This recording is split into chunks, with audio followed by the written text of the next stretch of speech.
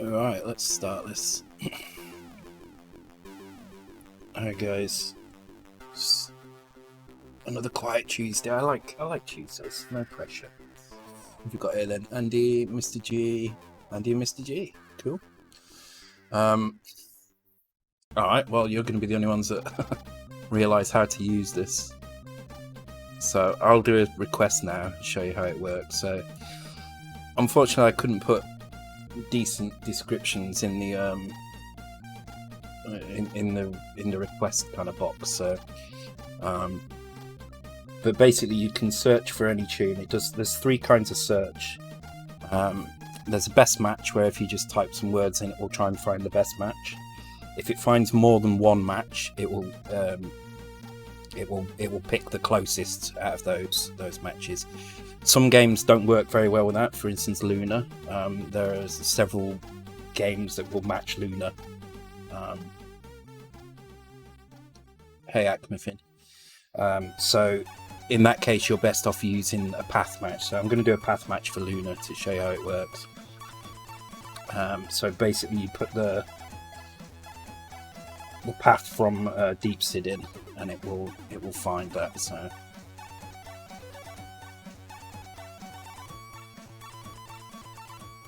And if there's not a user requested song playing, it will fade out the current tune and play that SID. And it's all automatic. I've reduced the price as well to 200 because I thought if it's all automatic, there's no point in it being expensive anymore. But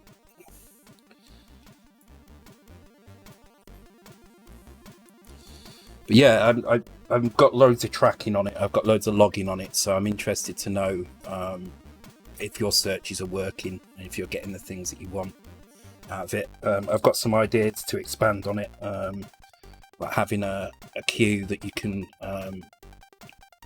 put a command in and see what's in the queue already. I have some admin controls, so I can skip the tune, force another tune to play immediately. And things like that. And pause the music at any time as well.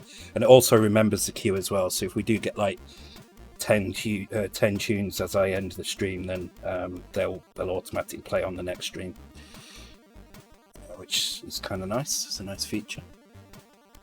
So yeah, have a go. It's just a normal request, and when you make a request, it will just add it to the queue. It tries to do its best to find the best match. I've spent quite a long time today playing with the algorithm to get it to find tunes better. I think it's fairly solid. It's not bad, and I'm going to expand on it anyway. I'm going to start using this as a stream management panel, and actually have my entire overlay controlled from one panel. So I don't have to have lots of separate little bits in my overlay. So it also means I can hear the music in my headphone as well. I don't have to keep my speakers on anymore, which is good. And I've got separate control now for that audio, which is good. Control the whole stream via requests. Yeah. So I've considered doing a few things, like having different backgrounds and stuff, but I don't really have a lot of room on my stream because of the code window. But I'm gonna have a think about the stuff I can do. I'm also gonna eventually put some gambling stuff in. No, I won't do name a label. No, not at all. I was considering having I did look into that actually. I looked in because unfortunately this is just controlled through this panel, so I don't know if there's any easy way to connect this up to that through the computer, but maybe there is somewhere we can maybe find.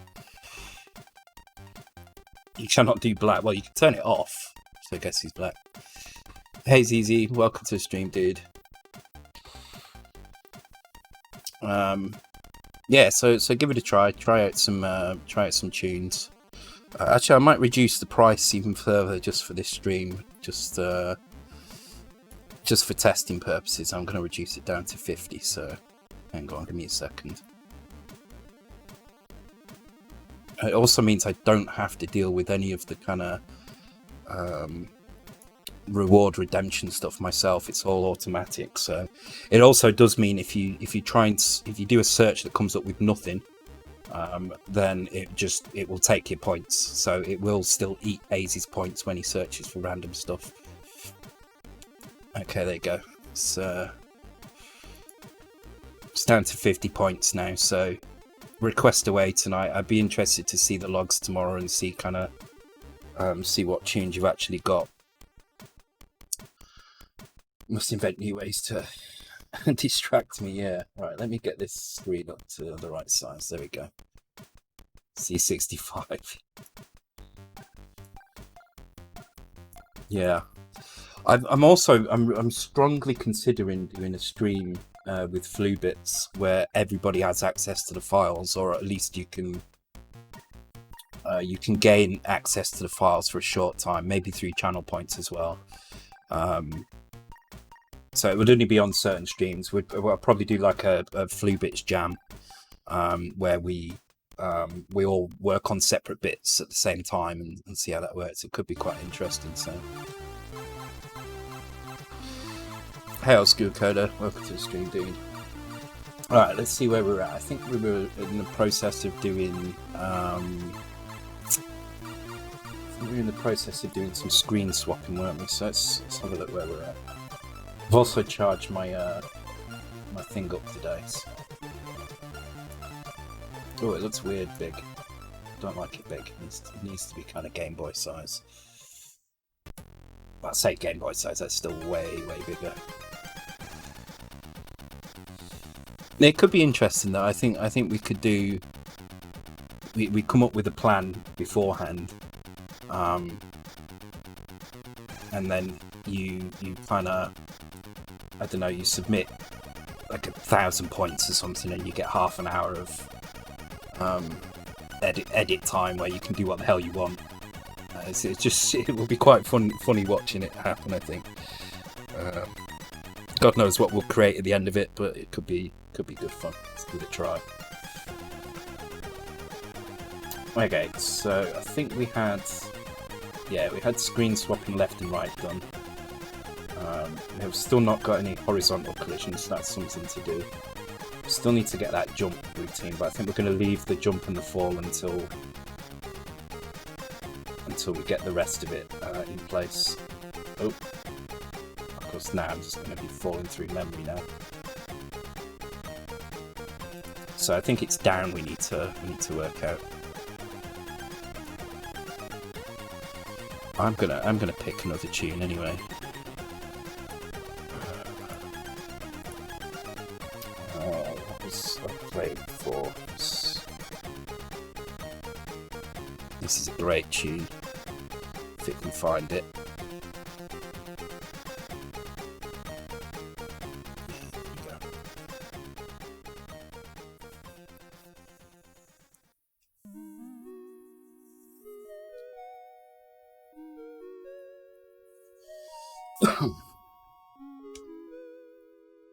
So we need to do the up and the down screen switching, so let's have a look at that first.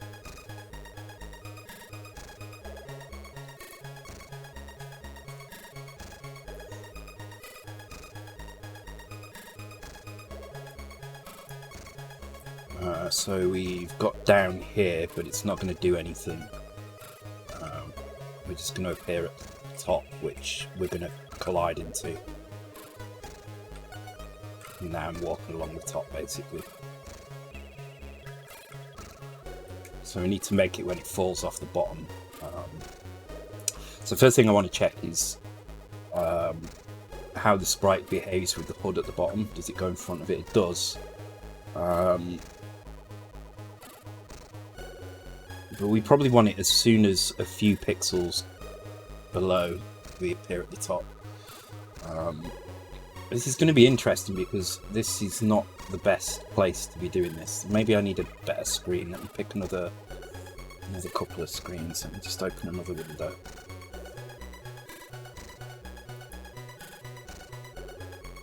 I'm also going to manage my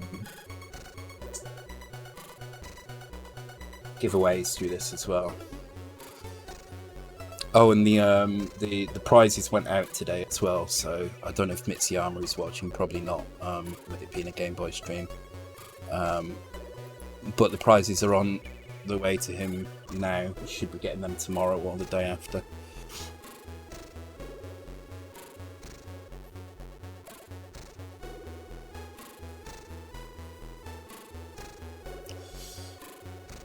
Yeah, it needs a way to.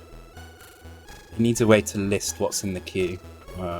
I do have a list myself. I can show you if I interact. So this is the page. This is what you're seeing, but you only see the top half of it here. The bottom half is the admin stuff. So I can see what Andy's queued up, and I can skip it or pause or whatever I want to do.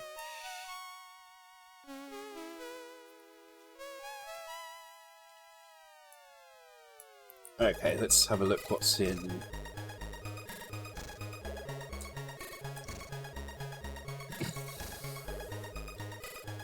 The logic behind the search is ridiculous as well.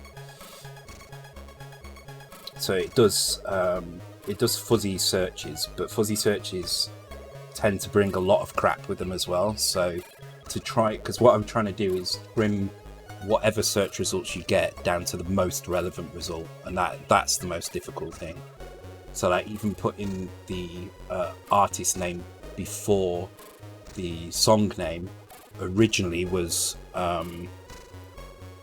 more successful than doing it the other way around. So but I've changed that now, so now it scores things highly when there are exact word matches, regardless of where they appear in the list. So I'm just thinking, is there a way we can have some? Maybe I need to draw an extra bit of level here somewhere so we can go up. Let me do that. Let's stick an extra level in down here and here, so we'll go up and down here. So it really doesn't matter kind of how this looks, as long as it's roughly okay. So oops, copy paste mode. No, I want to. There we go.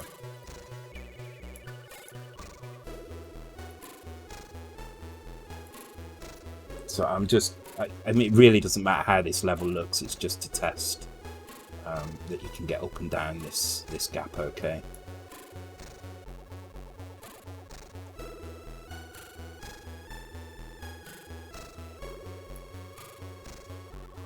So I want to be able to test if we come down here and go across here, can we go down here, and then if we're here and we jump up, can we get back up again? So export that.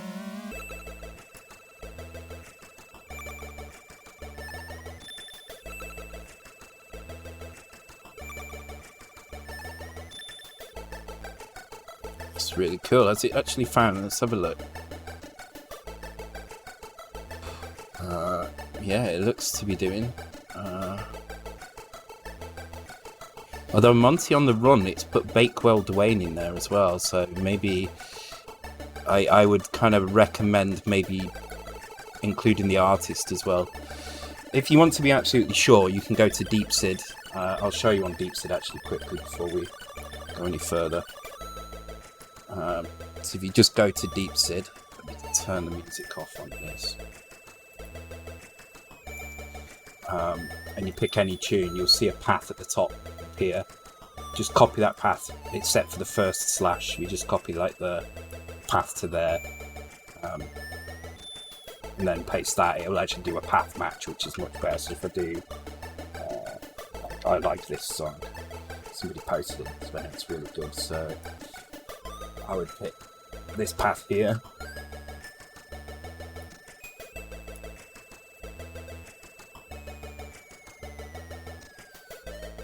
And it tells you what you've queued at the bottom anyway, so you can see if it's wrong straight away.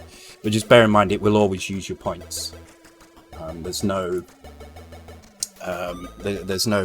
manual kind of confirmation of these things now. So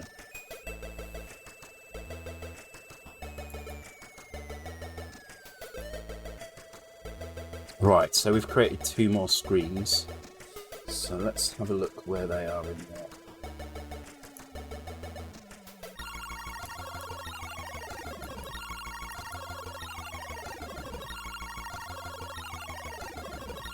certainly going to make my life a lot easier anyway.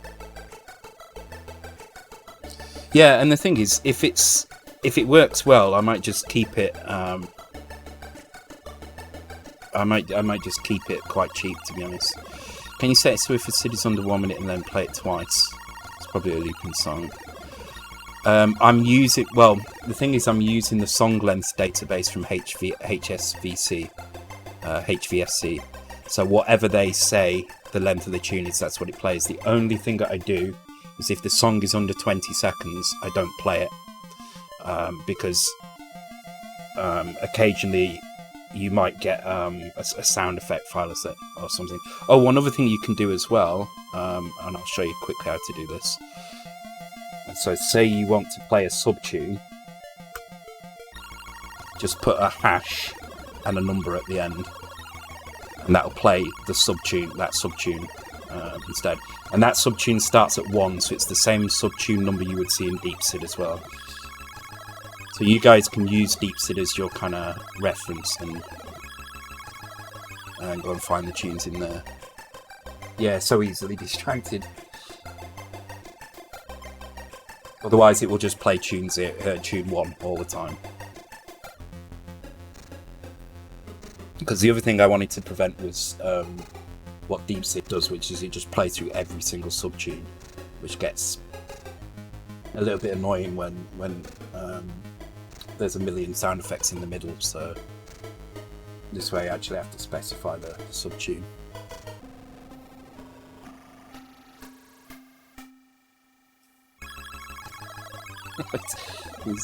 Andy's just finding random stuff.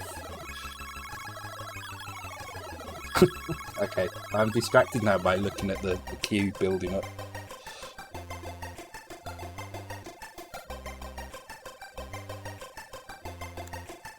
Okay, right, let's take a look. So hopefully in the export we should have 2 new screens. These screens are 1, 2, 3, 4. Oh, it hasn't exported them. Oh, it's put them here, okay. So I just need to export assets instead. Actually, no, let's... Oh, I like this tune. What's this?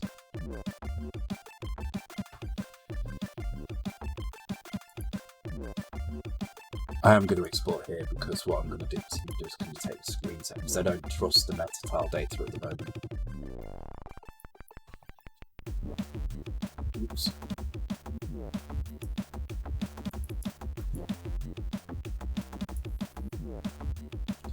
So 4.4 and 4.5 I need to add in. So let's go and find where those are in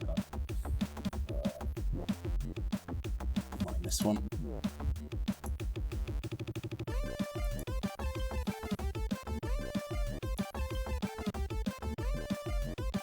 Oh, okay, so that should be 3.4. I don't know why I had the wrong number on there. I should probably put some notes here as to what they are doing as well. So this is north, south, east, west. Oops.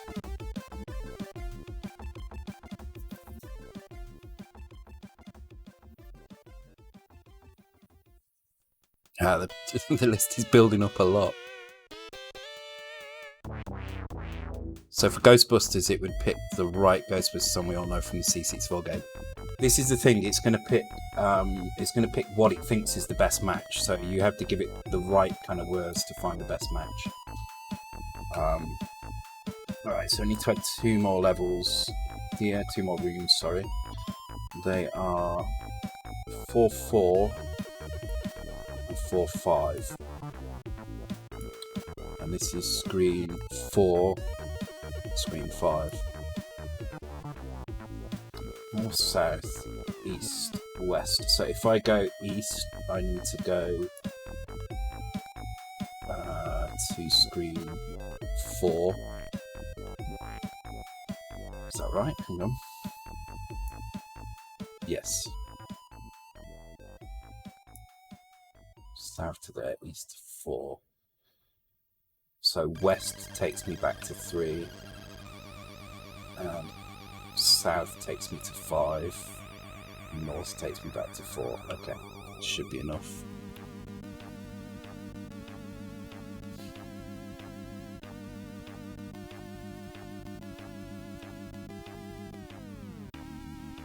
Change it to old world. What are you on about?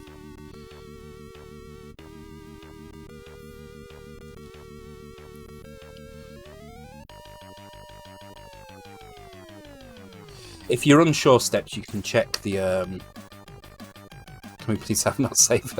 Okay, left, right, up, down, and see. Okay.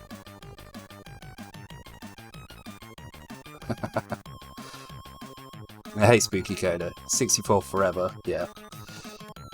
Yeah, just check on Deep Sid and use the path. So if you put a path in, it will use that, or just some of the words from the name. This is a lot faster, this version, isn't it? Okay, so it's 2 more screens, but now we need to add the down stuff in. So let's figure out where that is. It's going to be in the player, I guess.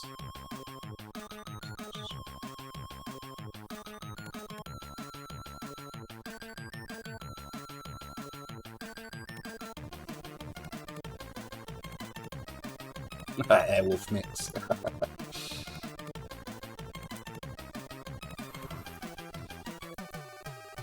Okay, so check exit. This is where we're checking exit. So we're checking moved off left, moved off right.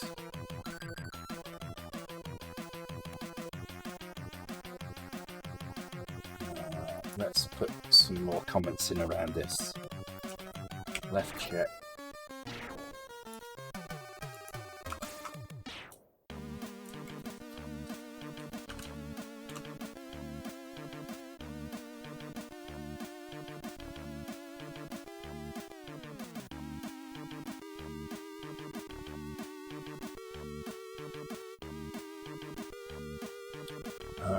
We do need the vertical, but we don't have the vertical in here, so we're going to have to go and grab that.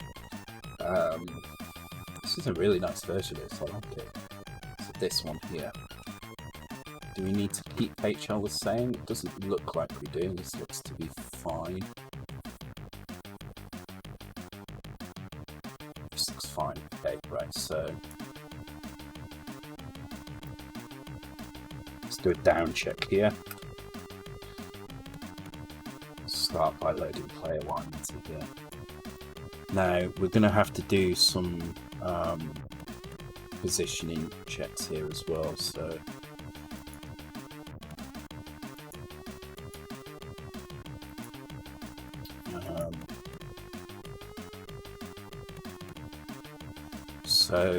I can't remember which bit we use in the player. Let's see as we move around. See it changing there.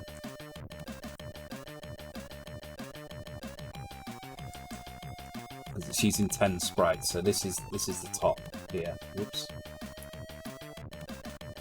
So this is the one we're interested in, and it looks like this is RX here. I'm not sure what our Y is. Maybe this one. It's a tile. Yeah, it's a tile number. It's not that one. Let's restart because I need to figure out which the Y is and look at some values.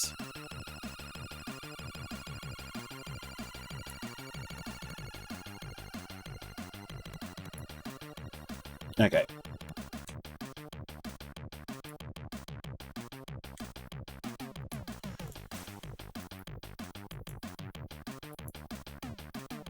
Okay, I think it's this top one here. I think it's Y first for some reason. Yeah, it is.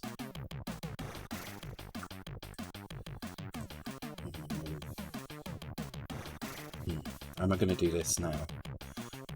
I guess I could put a break point here so we can check these values as we fall down.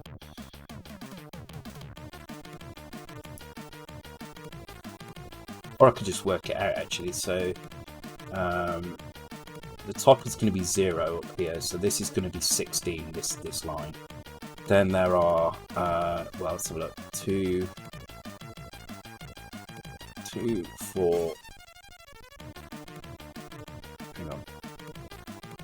2, 4, 6, 8, 10, 12, 14, 16 rows. So, thanks for the host, Andy. Oh man, yeah, queue list is going up quite quickly, isn't it? Yeah.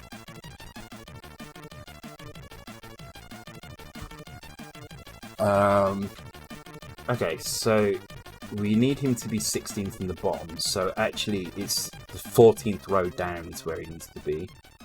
The top is 16 pixels as well. So it is 16, so it's 128. So if it goes over 128, then we need to go on to the next level. Sid hack success. What have you done?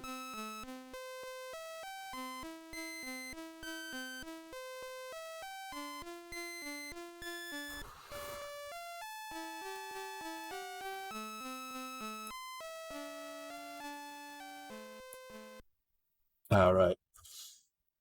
Oh, that's one hell of a list.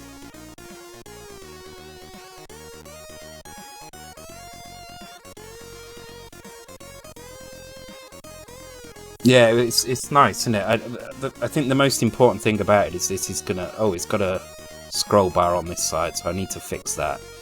But that's an easy enough thing to do. In fact, I could do that quickly now. It's just because you guys have put so many things in, it's actually made the screen have to scroll all the way down. So if I just put that in, it should get rid of it. Oh no, it's restarted it, but it'll start the list again anyway.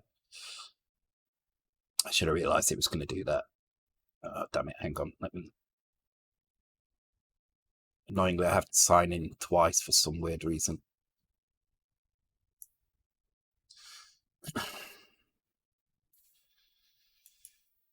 Come on. There we go. So it has to pass the list first. It takes about 30 seconds for it to go.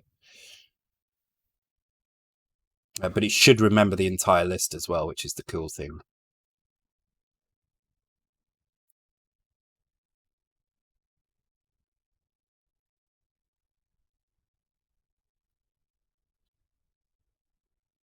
Speeds up. It doesn't go this slow all the way. It's got to go through 50,000 tunes. It should speed up in a second.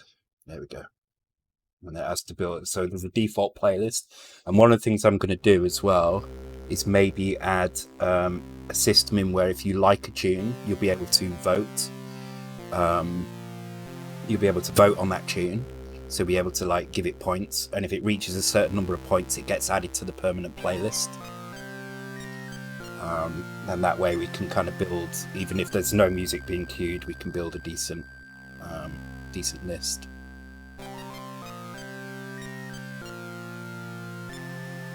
Okay, so I'll skip that and go back to the queue.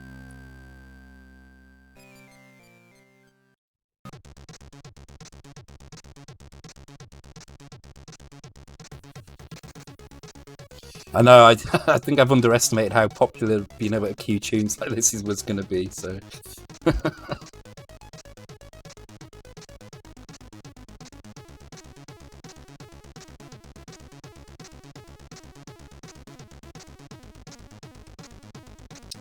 They're 50 points for this stream, but I'm gonna assess how much they should be. I might up the price back up to 200 again. So they have been 400. They used to be 2,000. I've reduced them to 400, and that made you all kind of request loads of tunes. So I might up it to 200, but for testing, we'll keep it at 50 today.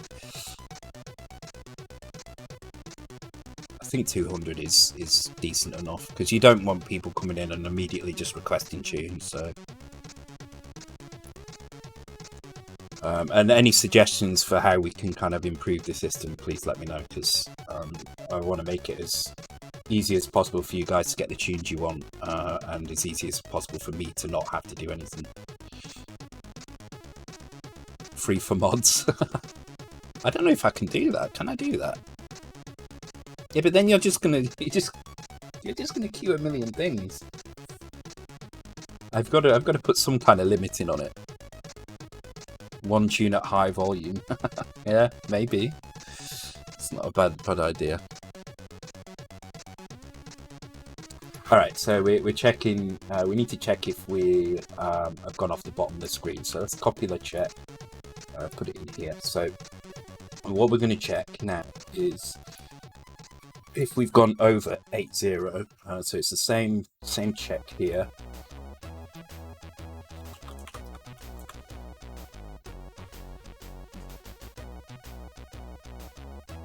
You pick this one.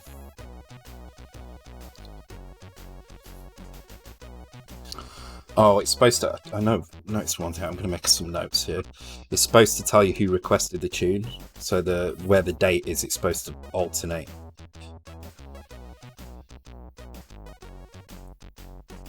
You need to put that in. And it definitely needs to be 200 points, I think.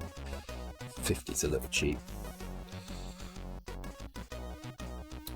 So we've moved off bottom of screen.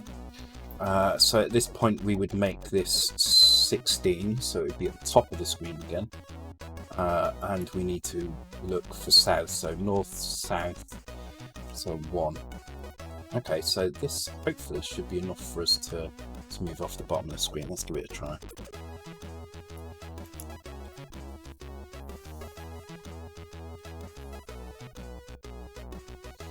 Do you know the hardest thing about this whole thing was actually getting the SIDs to play? What I've actually got is I've basically just imported the DeepSid website into an iframe. So there's a hidden iframe on this page, which is really bad, but it sets up a SID player for you. So even though DeepSid itself isn't running, it sets up a SID player for you. Because otherwise, SID players are an absolute freaking nightmare to set up, apparently. Sweet, there we go. So we can go down, but we're not going to be able to go up at the moment.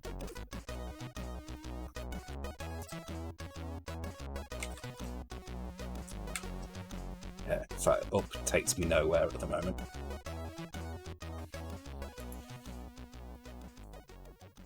So let's run that again.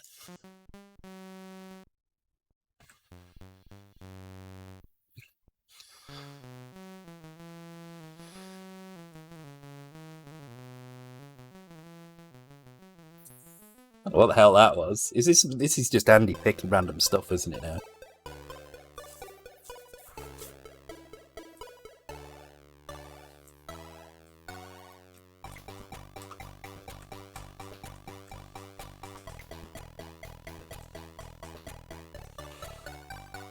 Okay, yeah, so going up doesn't do anything at the moment.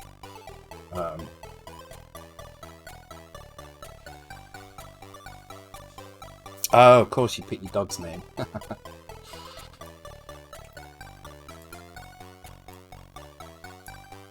This is a weird version, isn't it?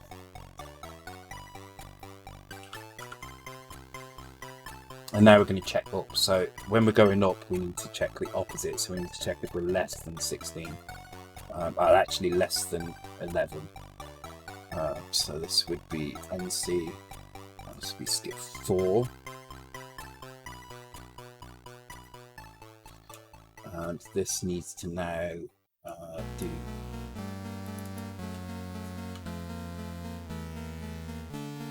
Oh god, who's made this one? So this needs to be north.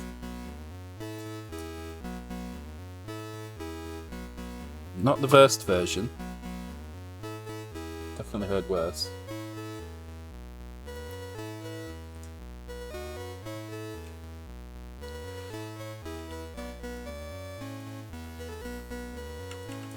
Okay, I think that should be enough for checking the exit to the north. Hey Red Fox Creates, welcome to the stream. How you doing? Yeah, I think if you put the author name first and then the song name second, you will have a much better chance of getting the right version. I'm good, thank you. I'm trying to do Game Boy, but I'm distracted by my new SID player, so.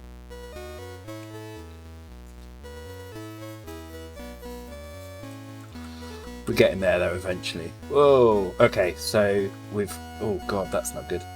Right, we've hit some kind of loop here. I think what's happening.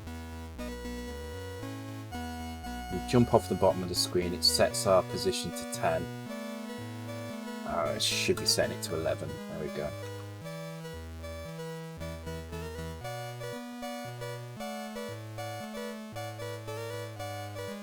Hey Dr. Miz, welcome to the stream, dude. So that happened because I was setting the position, the Y position of Doc, and then accidentally checking for a value less than another position to go back up again, but the values were wrong, so I was forever switching between the two screens.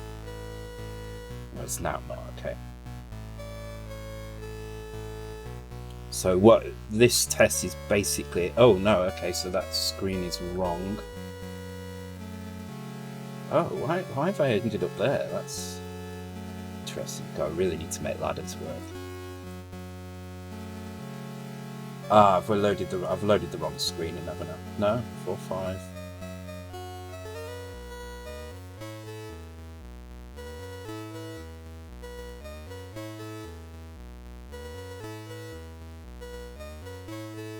West would take me back.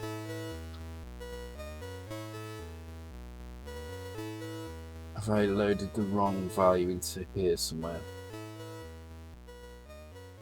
No, north, south, east, west. Yeah, that's correct.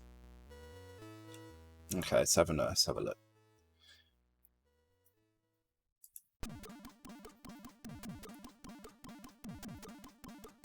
Oh, Batman the movie. Good request. I don't know who requested that one, but it's a good choice. There's also some weird formatting issues going on, but I'll have to investigate that.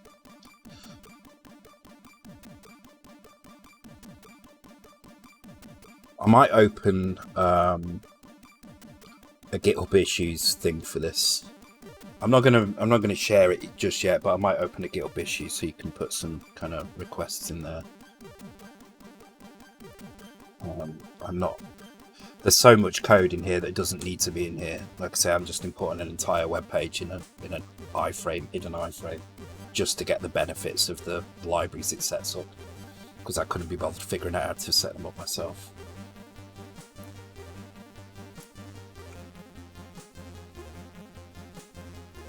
Benefits of when somebody quite incorrectly makes a web page and puts all their stuff from the global namespace. Which is what they've done with DeepSid. Which you shouldn't do, it's kind of bad. Right, let's have a look. Right, so this is definitely working this way, but when I go... Okay, going down works as well. Going this way works. So it's just this south connection here seems to be wrong. Puts me here for some reason. So that's this one. And that's this here, 5. North, south, yeah. Well, north should have -1 because there is no north connection from it. I don't know why that's not showing though. Oh no, there's no wine tonight. Oh, I need to turn that off. There is no wine tonight.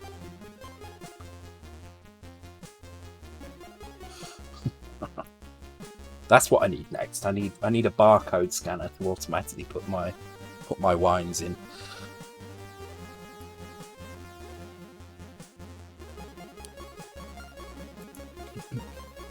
This is alright actually.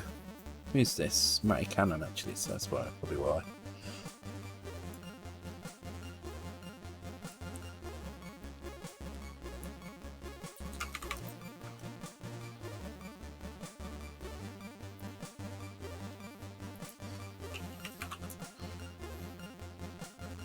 There you go, that's more accurate.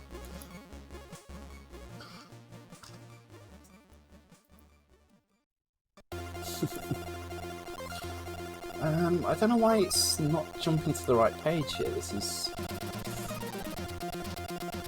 south. Okay, so if I go south, it should be 01. We should pick this one here, which is this screen.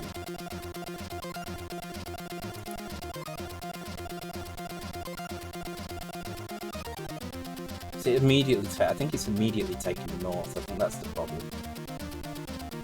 So let's have a look. If we go down,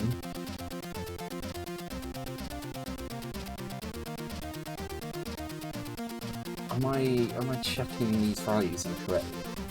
If I'm less than this value, more than this value, sorry. C, more than this value, C. Yeah.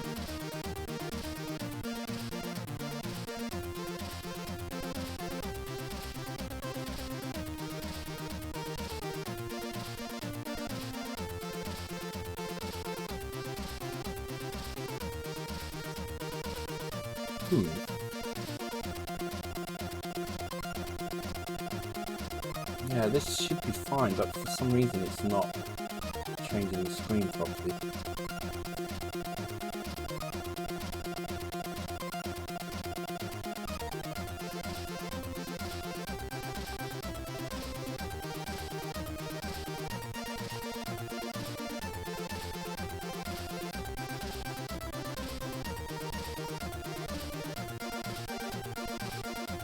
I'm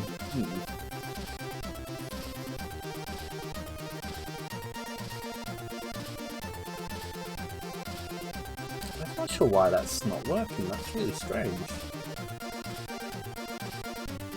I guess we have to step through this. Let's have a look what's going on when we did this. So it's happening when we go south. So let's do the checks here.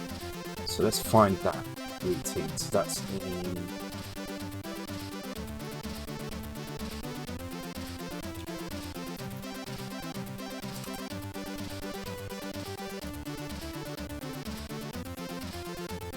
No, not going to tell me where that is. Is my compile actually working? My assembly actually working? Sorry, Andy.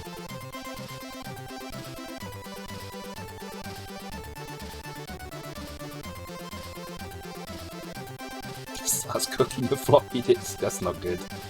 That's not good.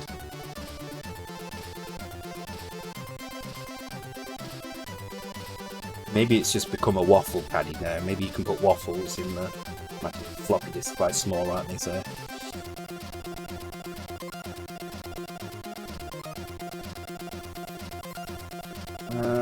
where is this?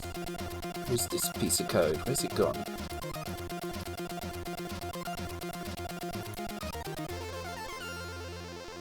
Let's find the actual routine. Player control. All right, let's look for that.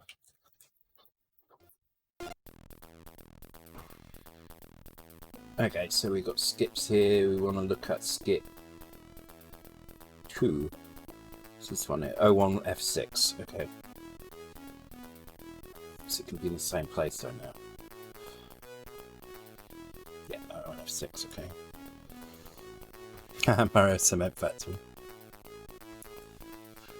Yeah, that's it. I am going to put a queue command in as well, so you can actually see what's in the queue.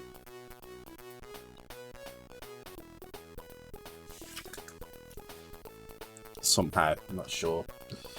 Because there's no, it's not actually a bot in chat. This is just a pub sub thing, so it's just subscribed to events that happen on my channel basically, and it's just watching what happens on my channel and doing things based on that.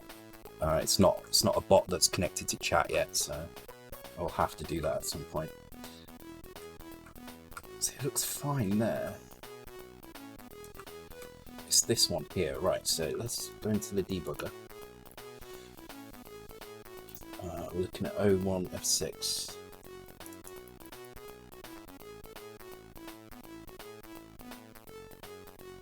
It's this one here, and that matches here correctly. Yep. And we want just after the compare. So here, if we get to this point here, then we've gone off the bottom of the screen and we can actually see what's going on. Right. Okay. So. I'm so sorry that this is so small. I wish I could make it bigger. I can make it bigger, but it doesn't make the text any bigger.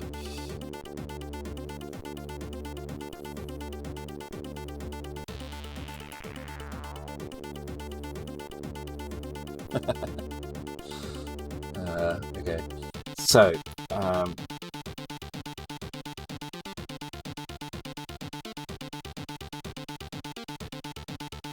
So this is going to store in HL, which is C809. So let's go and have a look at that. Our new position. I don't think it's that though. I think when that happens, we're on the right screen. I think it's because we get to this point here. And now it's on the wrong screen. So I'm gonna only run. See what happens. So I think it's this here. I think this should be skipping over.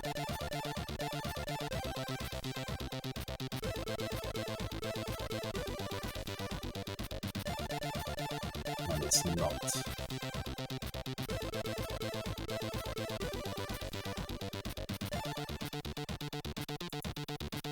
So why is that value? Let's make that value higher. Maybe if I just make that value higher, it will work. I think I probably will actually.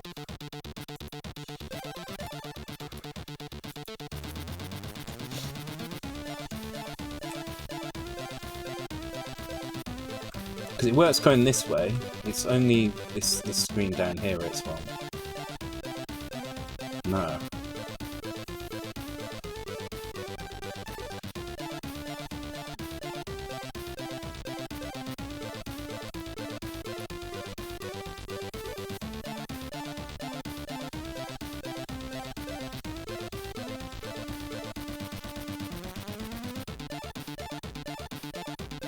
So if I don't put the up check in, it's absolutely fine. If I get rid of this, it's fine. So it's obviously something to do with checking north straight after it, or on the next frame.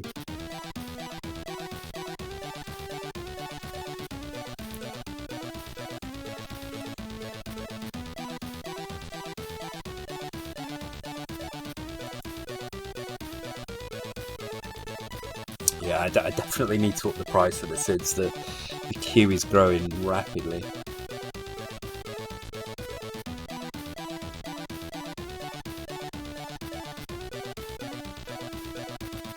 Yes, he's fine there, but then at this point, what is my actual... Okay, so I'm at 1-0, so it needs to be if I'm less than 1-0. Let's make that 0. Let's make that a little bit away from it as well, so we're 3 away from either border. Yep.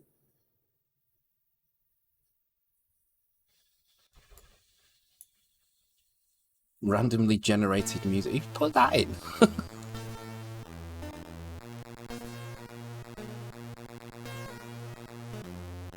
Someone just put random in, didn't they? I'm guessing you, Andy. I'm guessing you typed random in to see what came up.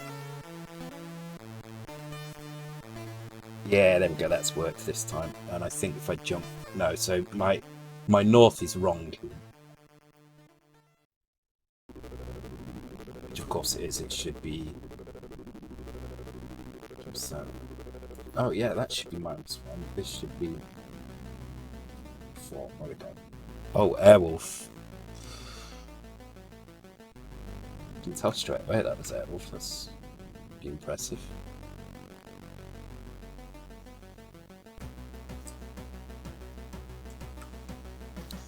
So I'm considering also going to put a random feature into it actually, so you can, if you, I don't know what it will be. There'll be some kind of tag that you put in, and if you use it. There we go, it's perfect.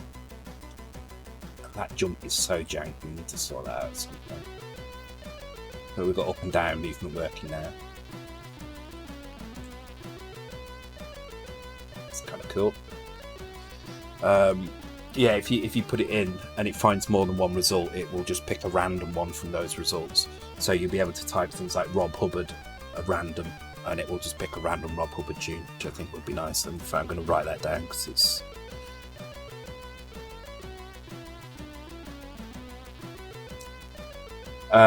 Not precisely, no. So I think if I do a jump from here, yeah, It would need some roof here, I think. In fact, let's go and quickly put that in before I go and have a cigarette.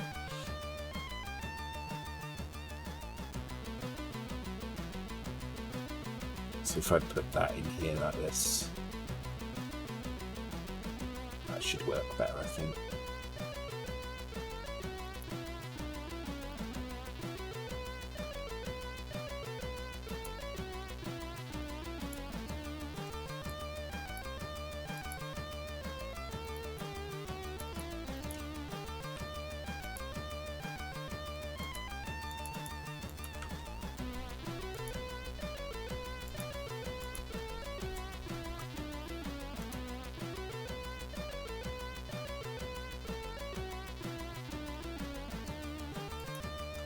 Hey Dragonlow, welcome to the stream, dude. Yeah, it's his Z80, but it's the Gameboy Z80, so it's like a very bastardized version of Z80 with lots of stuff missing. Oops. Really need to get the side collisions in, I think, next.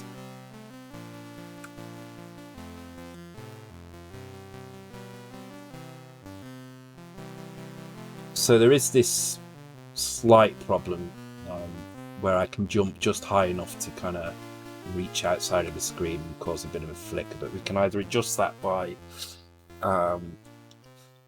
changing the amount that you can go off the screen. In fact, we can do that quite easily, I think. So you have to go off the screen quite a bit before that happens, which we'll only need to do on the way up. We don't really need to do it on the way down. Also, I noticed that the HUD is stuck in the old mode. It shouldn't do that. It should change both, so I need to investigate that. Right, I'm going to take a quick break, guys. I need to answer a message on there and have a cigarette, and then when I come back, we'll do some tweaks around the screen changing, and then I'm not sure what to do next. I might try and figure out what this bug is with the HUD down here. So, all right, I'll be back in about 5 minutes, guys. Be right back.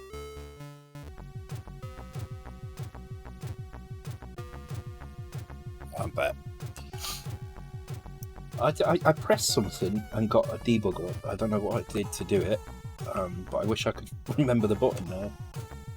No, it wasn't that. It wasn't that either.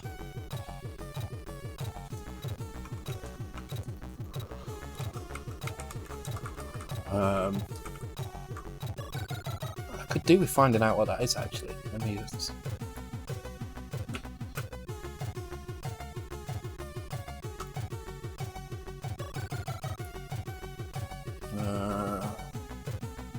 debugger hotkeys.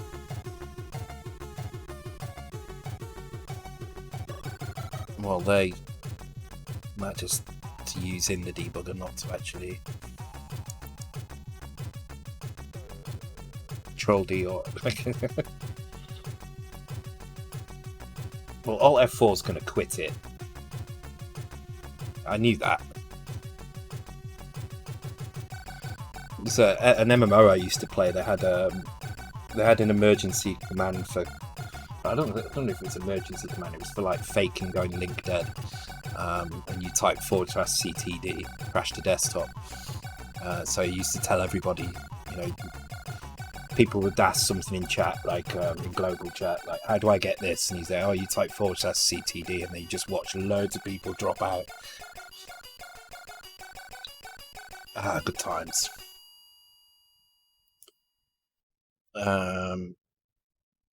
Okay, I can't find the keyboard shortcut for that, so I don't know what it is. So open Google.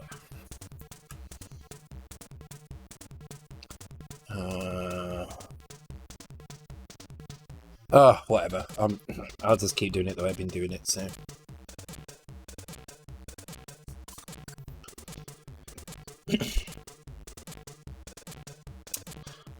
Right, okay, where are we at? So we've got it doing screens up and down and left and right now, so that's good. What I'm going to do, I'm going to change the upper limit for going up. So you have to go quite far off the screen.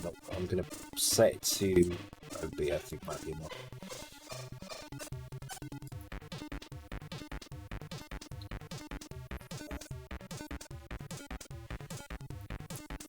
And then I think we should probably put some horizontal collision in, because at the moment you can just walk through everything, which is not good. Walk through that wall, which it should be able to do. Although it's going to stop me going through that ladder, I think. But that's fine, I can just change the collision type for that ladder. I like this song, it's interesting.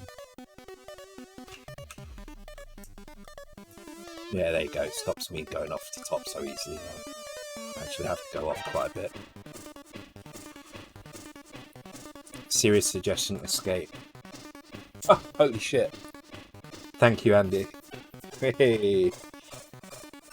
And actually, I think it takes me to where the... Yeah, it's just break. Okay, that's good. Thank Google.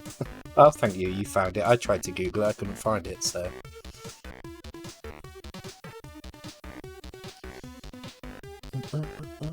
Yeah, I like this tune, it's good. Yeah, so I am definitely going to add voting in as well, so you'll be able to vote tunes into the permanent playlist as well.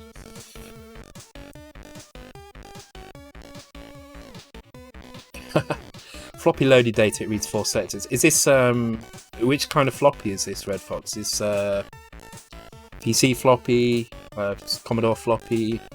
What are we looking at?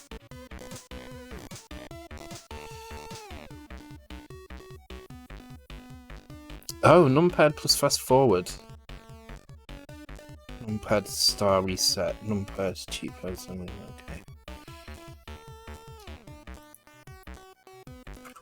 Fast forward's an interesting one. I want to see that in action.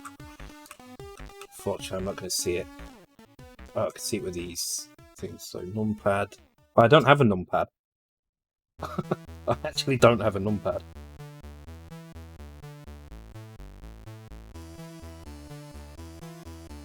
Okay, well that's not going to work. You shouldn't need a numpad. You should be able to redefine those keys. Alright. Let's put some horizontal collision in. Because you shouldn't be able to bump into that either. That's something. Let me go and have a look here. Yeah, see, I've got these down here, and these are just marked as walk through at the moment. And ladders are here, and they're marked as collision. So I need to change that. But for now, let's just get the horizontal collision in first, and then we can worry about how the rest of it works. So collision. Okay, so this is just grabbing the chart collision data. With this file that works on it.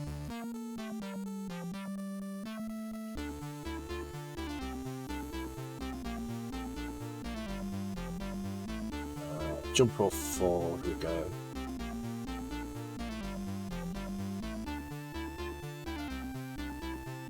Where are we actually testing? Ah, here we go. Just checking collision here. Check we can jump and then apply the jump. Okay.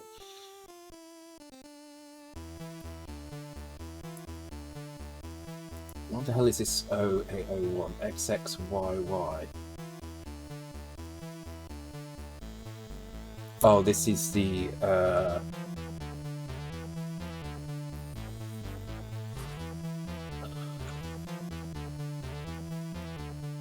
it's check and jump, isn't it? So this is the sprite offset.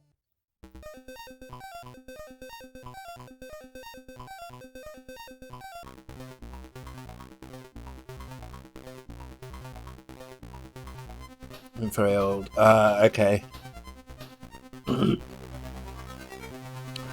Yeah, I just got no idea where it is, but I just bought a USB floppy for this thing because I thought I'd be able to write discs for my Commodore with it, but apparently you can't do that, so you need to have one that's actually plugged into the motherboard. And it's been a long time since I had a motherboard that had a floppy connector on it. Okay, so this is the kind of check we need to do. But we need to do this when we're walking this time. So let's have a look where the walk is. So this is player control, horizontal, left. Okay. So this is checking if we're pulling to the left. So before we actually do any checks here, we need to run this collision check here. Now, this is probably going to bash HL, so we might want to actually do it before we do anything else. So let's do it. Let's do it here. Check we can walk left. Okay, so we're checking sprite 0 and we're checking position within sprite 0. So let's bring up the sprites.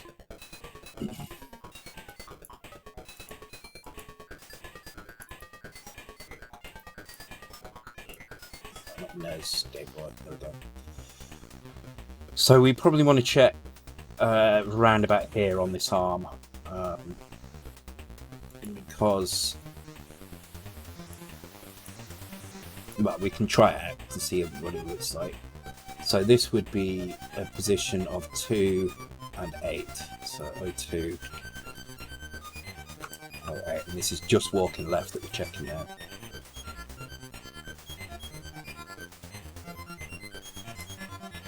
Skip left if we can't do that. Okay, so I don't think we're using anything else in this position, are we? No. Okay, everything else is in registers. Okay, so hopefully now we should be blocked if we go left.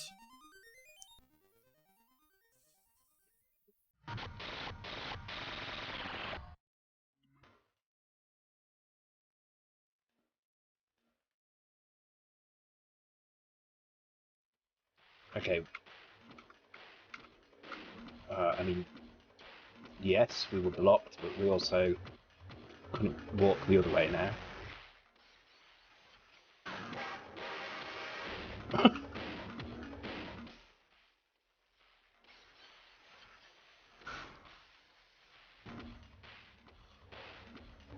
So it seems SID list is what people want for the command, so I'm gonna use SID list, and I'll get it to output somewhere. I kind of want to avoid spamming chat with it though, so I might find a way to get it to send you a private message with the key in.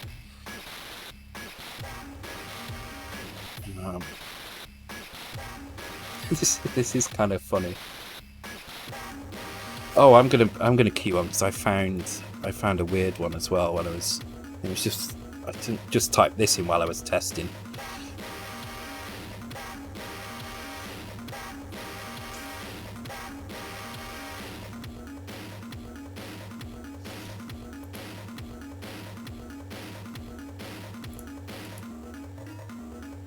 Okay, this shouldn't prevent us from checking the right, but for some reason if we're blocked on that side we can no longer check the right. So I think what we need to do is this. I think we need this value here again.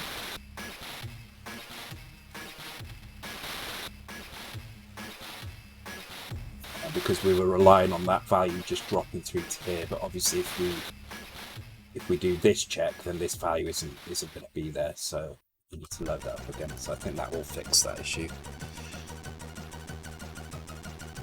I don't know why my chat on there is only showing half of the chat. It's a bit strange.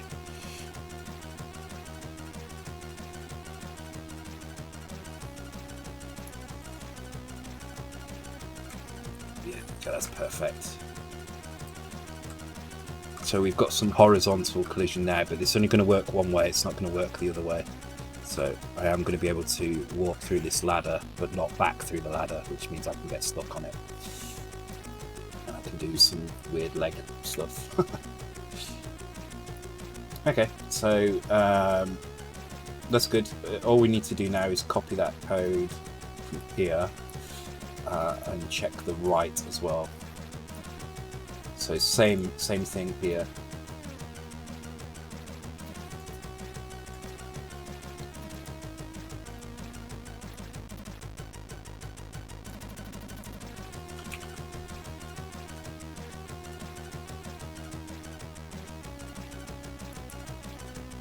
That's the actual joystick check, and this needs to be skip right.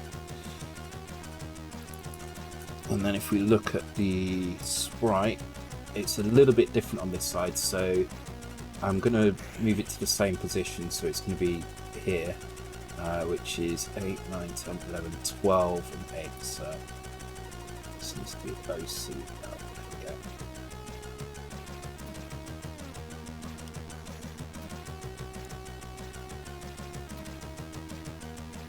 Yeah, I think it is about 140 actually. Maybe a bit quicker actually. It's almost kind of drum and bass speeds.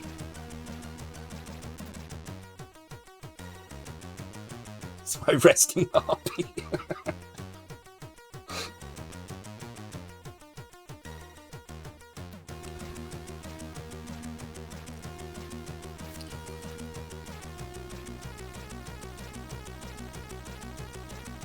Yeah, I don't know what the hell it added then.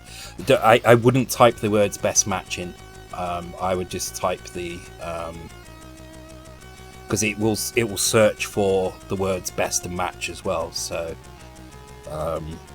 you'll get a lot of crap in there that you maybe don't want. As I say, if you want a very exact tune, you can look up the tune on DeepSid and then just use the path. So the path looks something like this. I'm not going to do an ad, but you'll see it will look something like that. And if you add a forward slash into your search, it will treat it as a path search. If it can't find a single match, it will use it as a path search and it'll try and find the exact path. Okay, so this should give us right-handed collision, which I'm going to have to check by going off a different point of the screen, I think.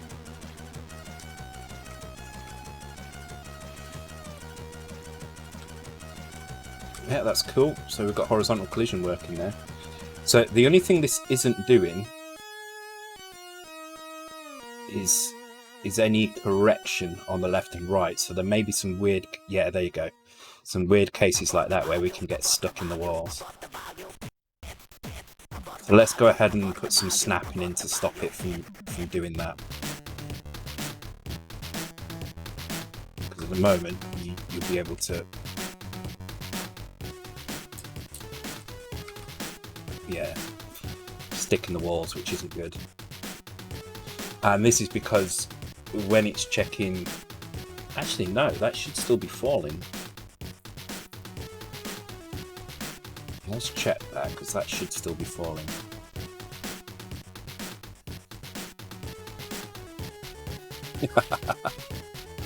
I'm intrigued now. What did it actually give you for that? It gave you Thermo Flash Tune.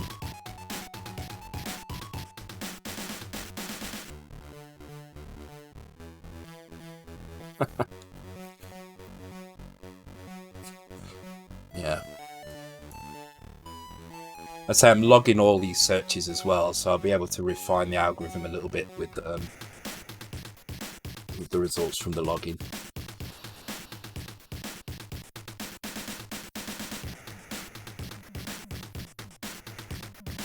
You can see the path as it comes up at the bottom. You just can't put the first slash in because Twitch won't let you do that. Okay, so I want to check the down collision because it looks like it should be falling there and it's not. And I think it's because we're actually checking...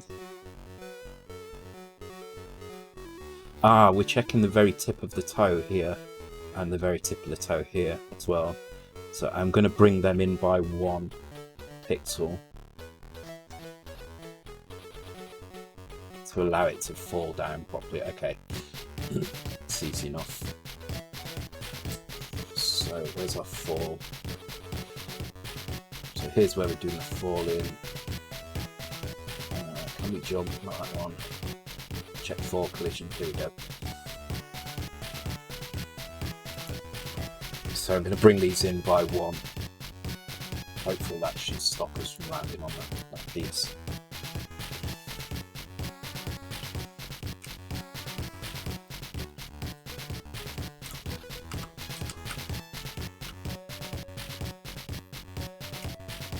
No. Okay.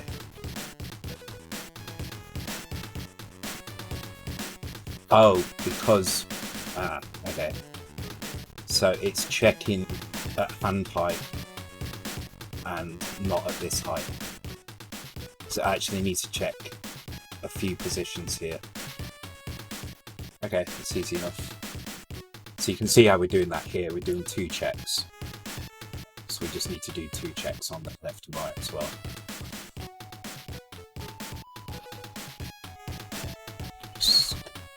That.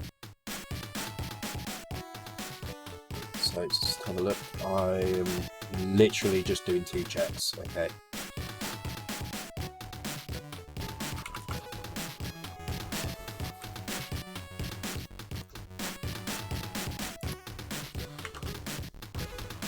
Which means I am going to raise that ever so slightly to a 6.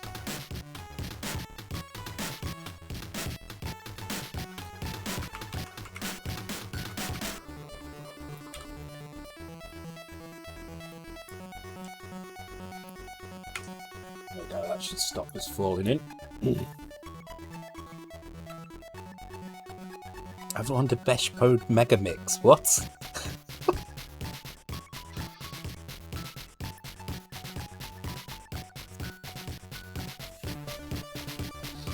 The request versus I will share the data with you guys as well when it's when I'm going to process it tomorrow and have a look at it and see what it comes up with.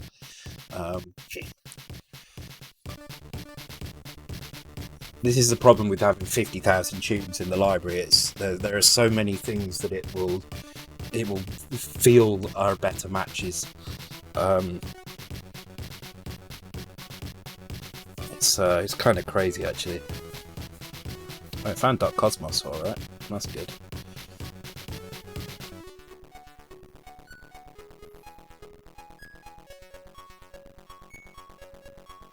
Yeah, there you go. So yeah, so if you put a path in like that, it absolutely the login will show 3 types of matches. So single oh, interesting. What's he gonna find here?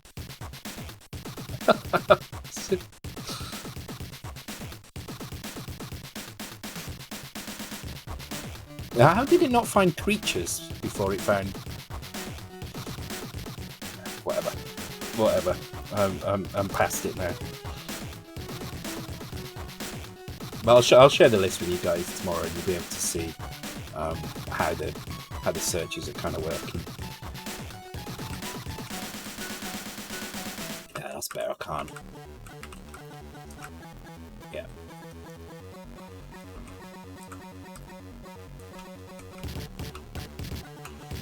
Okay, so the jump animation is bothering me a bit, but I can deal with it for now. It's fine. Okay, I want to see if I can make this HUD go funny again, so I'm going to keep switching. I'm going to try switching as I... I'm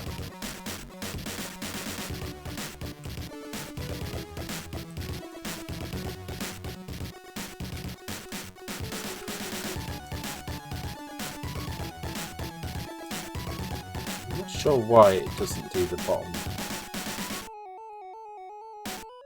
Let's figure out why that's happening. That's something we need to figure out. I also need to change these keys as well. So because we're doing, unlike the Commodore 64 version where you still had the colours on the screen, we're doing going into monochrome mode, which means all these keys look exactly the same. So I need to make these slightly different shapes, like a triangle, a circle, a square sort of thing. Yeah, during screen. I'm just wondering if it's the screen transition itself, or if it's when I change to this mode and then yeah.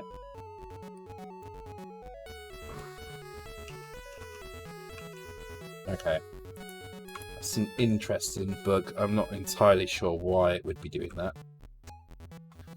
So if I flick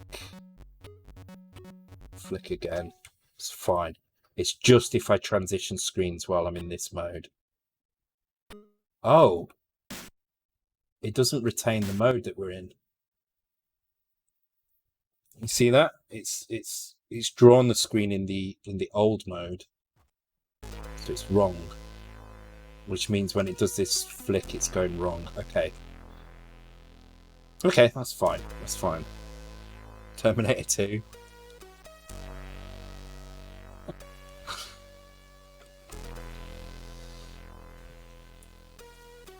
So any tunes that are still in the list as well, when I close the stream, will get played on the next stream. They'll automatically be, it'll automatically start with that that cue on the next stream. So just be careful if you request something towards the end of the stream, you'll have to be here right at the beginning of the next stream to hear it.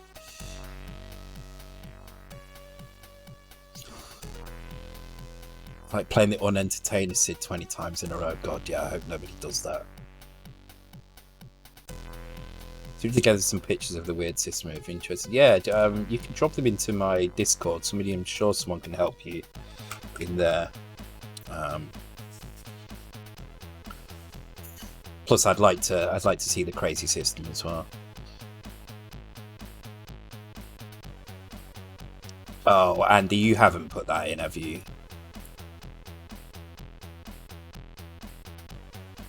No, you haven't. Okay. Please don't. I can skip any tunes as well.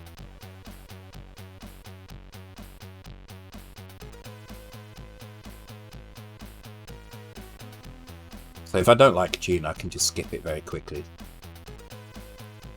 I have the admin powers.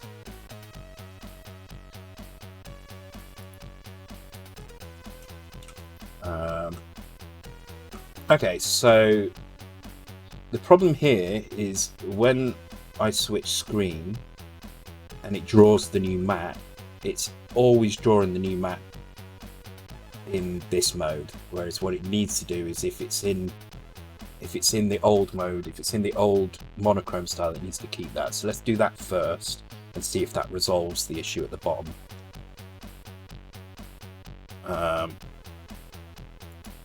I think I found the longest Sid tune in it. No, Tetris is 25 minutes, so there's longer. But again, like I say, if a tune goes on too long and I don't like it, and I've got them all in my ear here so I can hear them now, I will just skip the tune.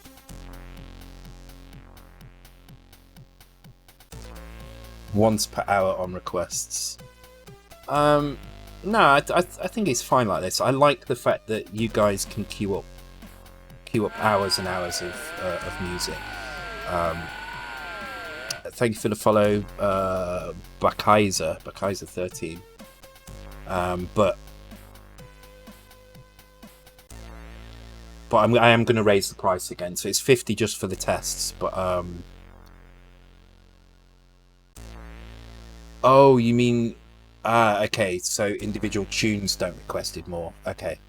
Well, I'm going to raise the price anyway of the song request back to 200, which is what I started it at on the stream, but I will raise it to 200. But yeah, I will put request limits in as well. I see what you mean. I thought you meant like that a user can only request one once per hour, but you mean individual tunes. Yeah, okay, got you. It's a good idea. I like it. I shall do that tomorrow. When I'm really busy working. Actually, I've done quite good. I've juggled things today, so. But I really have given up. I'm drinking beer. I was drinking beer yesterday. I was in meetings and I was there with a massive bottle of beer.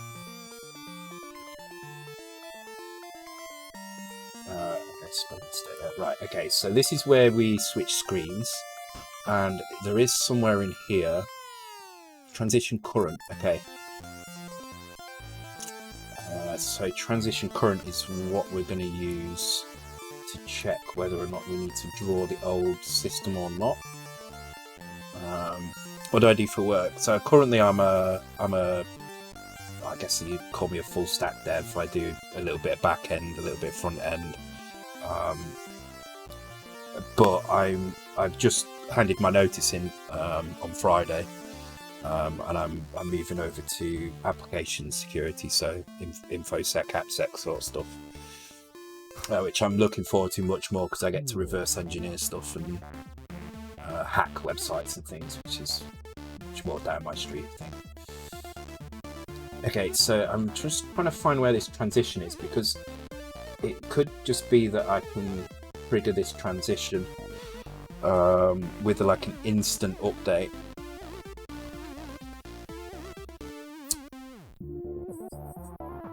Seeing an easy way to do this. So,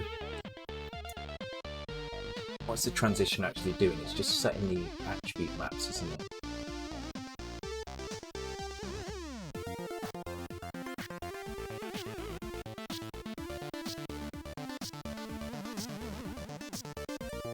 Okay, so we need another thing. I'm going to put it in map.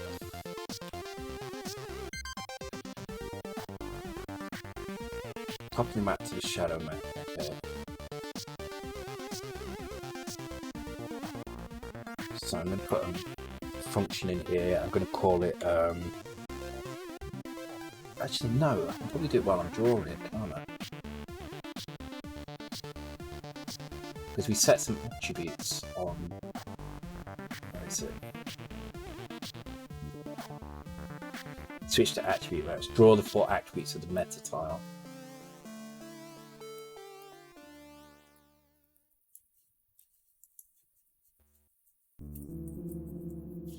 So let me have a look. So what we need to do. So the way this works is. Do it here actually.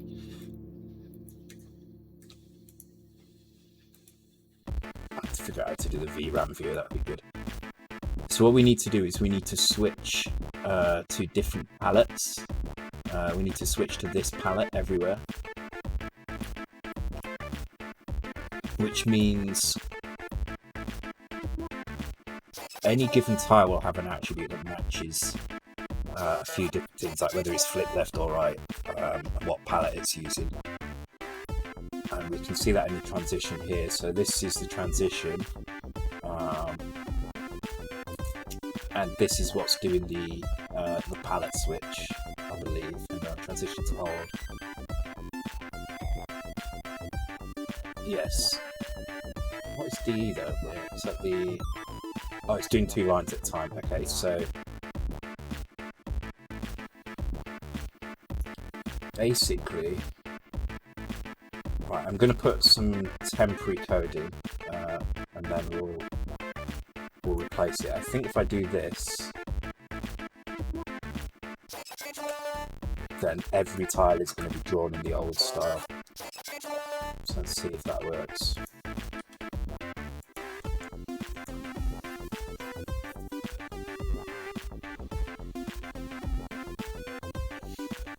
It only sits in the queue. Wow.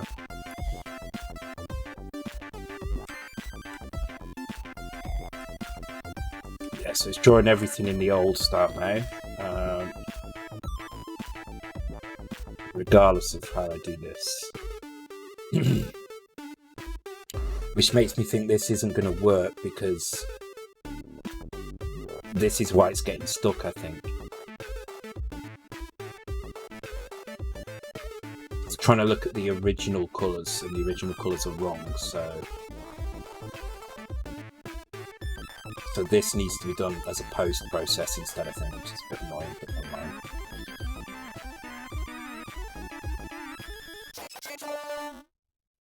So we go through shadow map here, so yeah, see, it's copying values here.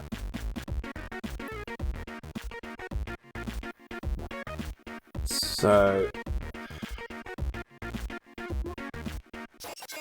why is it doing it twice? What's this one doing?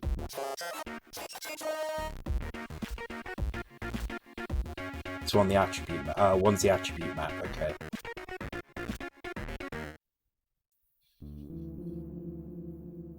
Which one is the attribute? This is the attribute.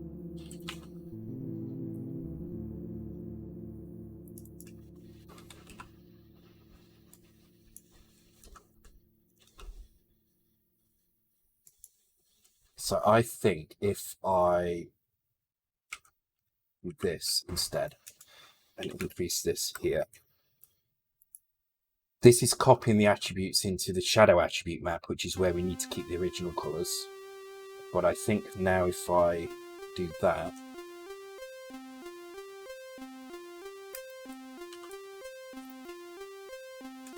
I think that might work. Let's give it a try. And then I just... Is that right?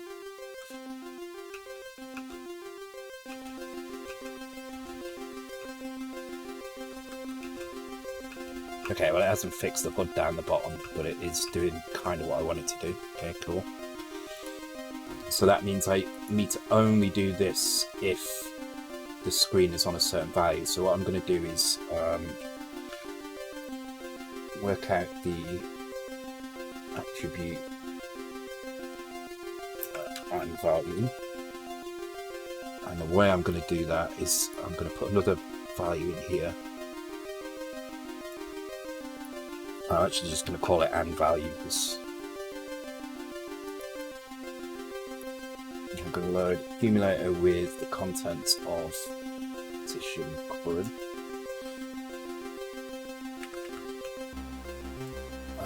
I'm going to load needs B here.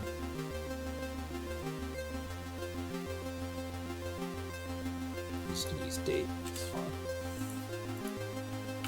So this will be standard.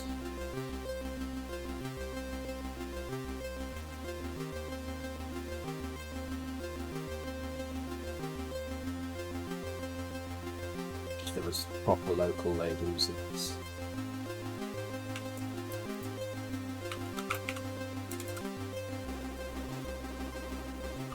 So otherwise I'm going to load D with a different value.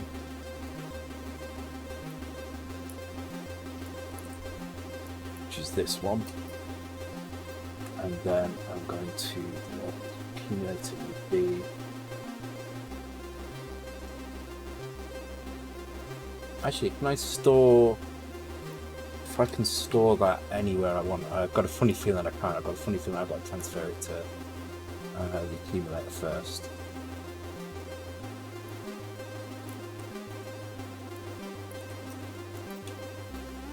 So find out. 165. No, I've got to transfer it to the accumulator first, I think.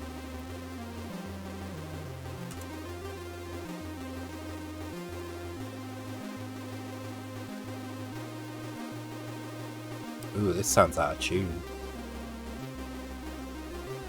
No, sometimes it sounds out of tune. Okay, I can't do that. Okay, so let's have a look why I can't do that.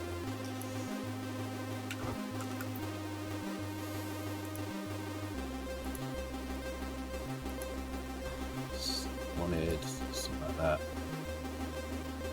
No, not that.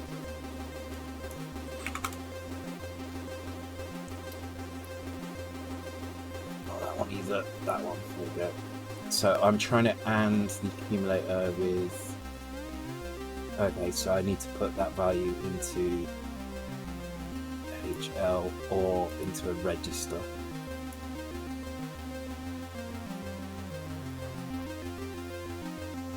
Okay, so I'll just move it to B then. That way I don't have to do this either.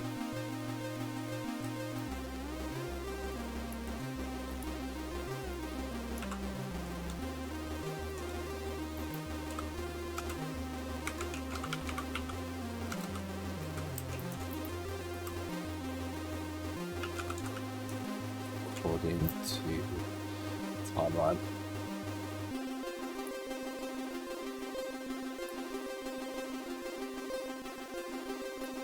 Oops. What's that window? Oh, that's that one. Well, let's close all of these now. I've got too many open there.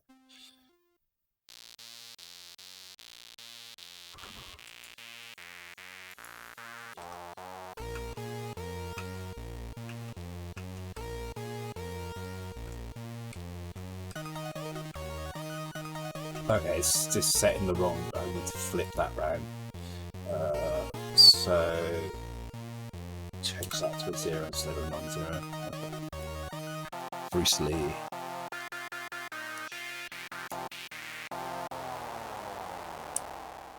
Hey Stu, welcome to the stream. Right, so hopefully should be able to flick timeline. It's still not remembered it on that screen. For some reason it doesn't remember.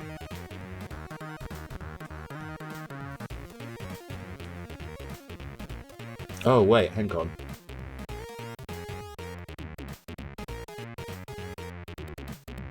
Oh, I need to look at that value. I think I'm just using the wrong value. Position on Z80. Okay, so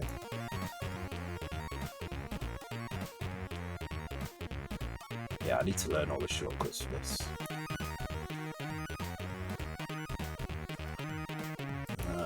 So this is Z80. Okay, and it's saying 1 for this mode, 2 for this. Oh right, okay, it's just picking the right mode. So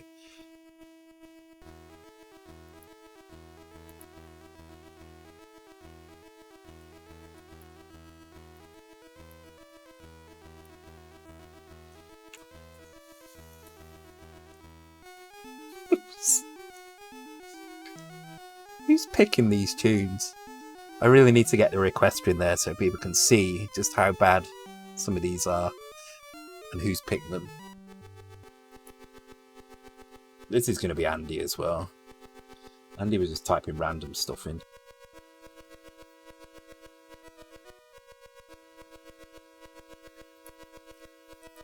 We need to point fingers, don't we, right? Yeah, we need to be shamed. Yeah, exactly.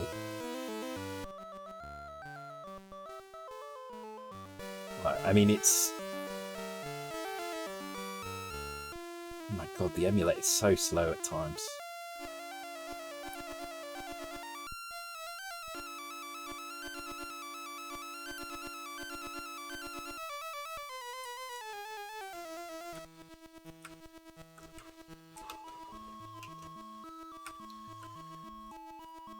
Okay, good. It's kind of working, but it's not fixing this down at the bottom.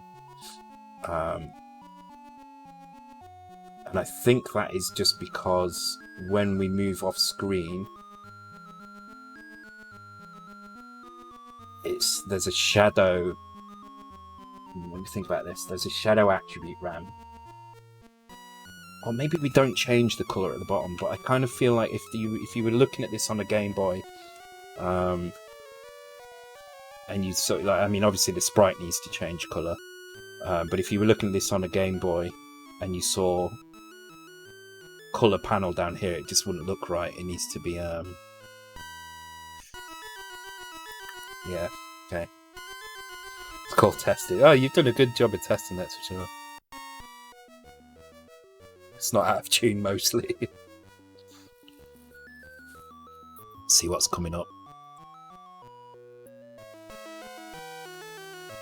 A bit of Rob Hubbard. It's cool. Yeah, so I am going to make a Q command, but I think I'll get it to... well, maybe I can make it in one of the panels underneath Twitch. So maybe I can have a panel down there that has the... that actually has the data in it. So it's always visible. But I don't know. I don't know how to do panels. I've not tried it yet. So,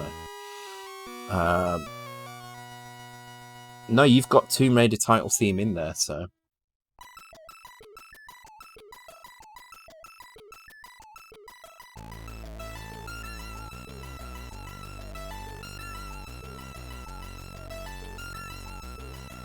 right, okay.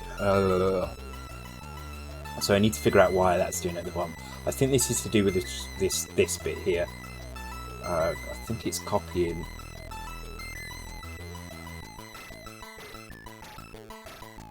It's copying the whole screen.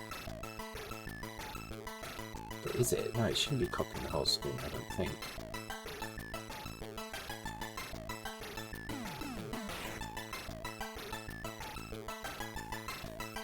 So it's going down to 9F, so let's have a look in the debugger where 9F is on the screen.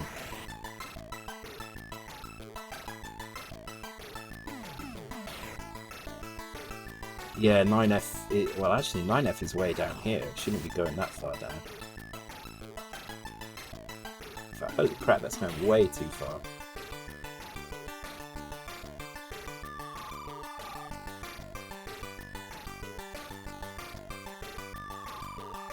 Okay, that's not good, because that means it's copying way more memory than it needs to be copying, which could be slowing it down quite a bit. Although it doesn't really matter for the Shadow RAM copy, so I'm not too fussed. But what I am bothered about is the fact that these attributes here don't seem to be getting set properly when we switch screens. Oh, of course it's not. It's not actually changing any of those values. So when you switch screens, it's saving whatever values they're on. So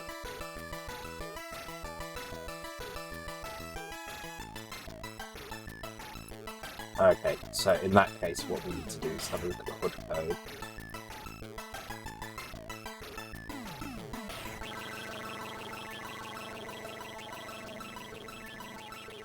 You need like a color HUD thing, which I think is this bit here.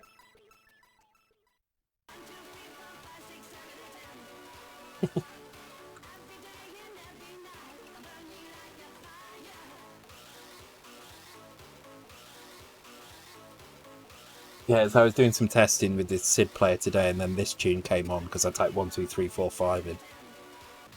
Don't know why it exists, but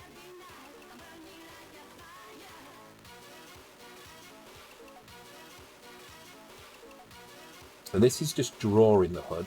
This is colouring the HUDs, which I think is what we need to call. I think if we do that at the bottom here, I think we need to do it before we do this bit here. So we need to do it like here, I think.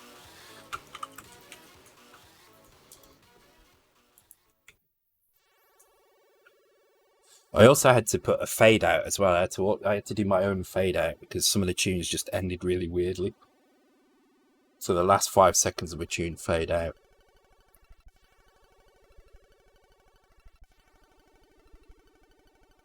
Good to get some normalized sound as well, so they're all the same volume. Hey Pixel Drama Club, welcome to the stream, dude.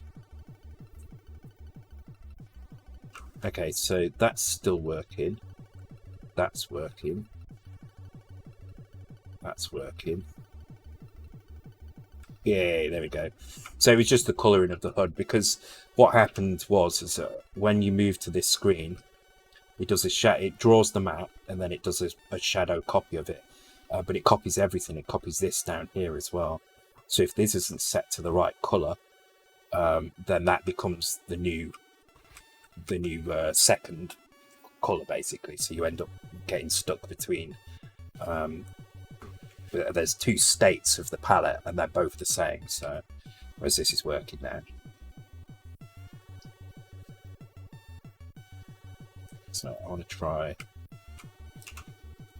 Okay, yeah, I can switch. Oh, that's interesting. Oh, I'm not sure what the hell.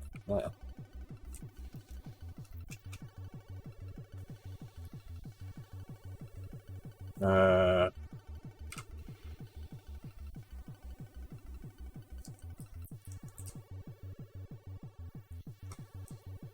Yeah, I'm not entirely sure what happened there. Texture and redraw, yeah, maybe. Music volume go over the last 5 seconds. Yeah, why is it?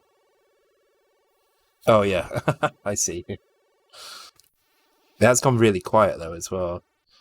I think it's just this tune. Some of the tunes are really, really quiet for some reason.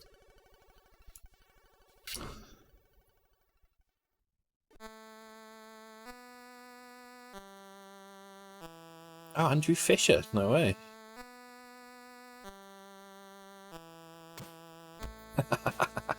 Maybe the gamble bot will be more gentle. Nope.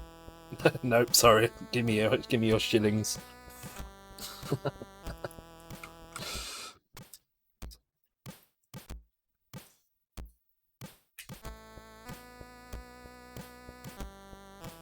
Okay, it's only if I'm doing the transition at that point. Okay, so that's frustrating.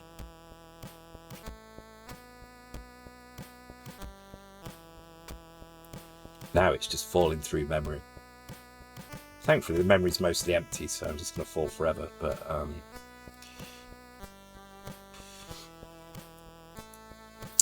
hey, my beagle. Really good work, by the way, on the theme park game. It's looking really, really cool. I'm excited to see what you can do with it. It's a big challenge, but you're doing it well. So yeah, good night, mate. Falling through memory sounds like a really great game. Yeah. One of my the fun things I was enjoying doing when I was doing the first map kind of stuff for .cosmos 2, and I was testing the fall algorithms, was falling off the edge of the map and just seeing if I could work my way back round to the top of the map again. So because unlike the Game Boy where my ROM is just cleared with zeros, the map edge in .cosmos basically goes into code, so you end up with like random tiles everywhere, just trying to find your way down. It became a nice little challenge, to be honest.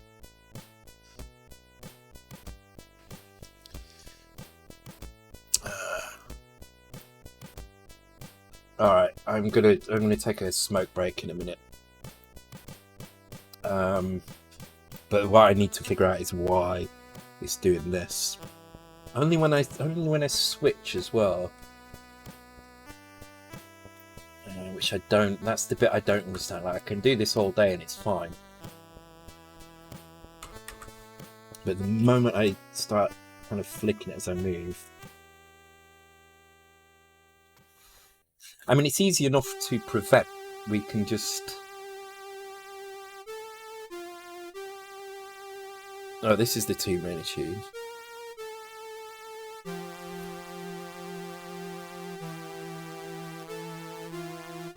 Yeah.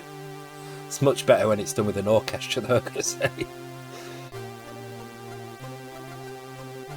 think I saw a Mega Man speedrun that took a shortcut by glitching through. Yeah, I mean, it happens. There's loads of... I mean, there's a few in Mario 64, actually, where you can glitch into weird places. And you can cause the game to force you into another area quite randomly. And some people have worked out some crazy stuff about how the maps work in memory and how you can abuse it. But the problem is doing those kind of things is really hard to do manually.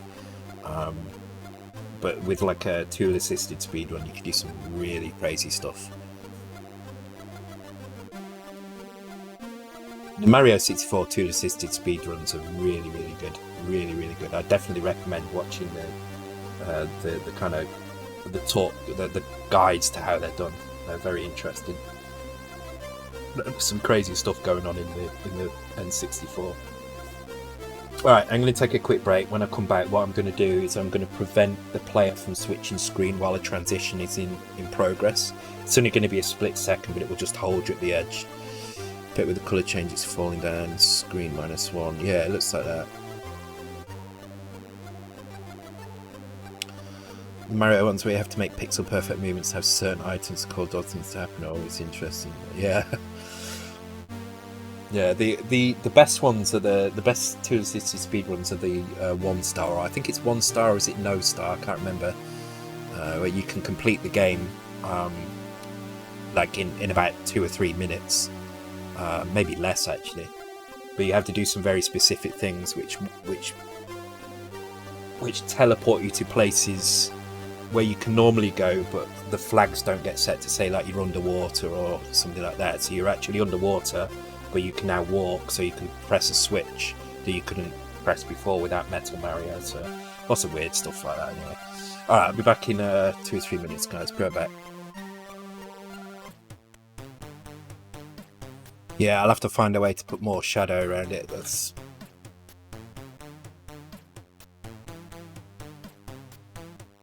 because I think it would be good to see it on the it'd be right back screen as well. That's a good point. I'm also going to move the timer. I don't like where it is. No, it wasn't. I just moved it. I saw what you said, so I just moved it on top to see what it looked like. It didn't. You can see it here. So I'll put some outline around the text or something so it stands out. So it stands out on whatever background I put it on. Okay, so what did you say? You said something about trying it. Yeah, I'll try it on the up and down section. Let's give that a try.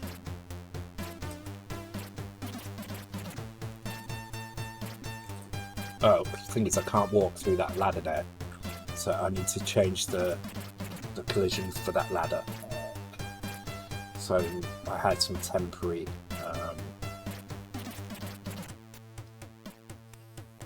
where did I put it though? That's the question. Did I put it up in here? I did it up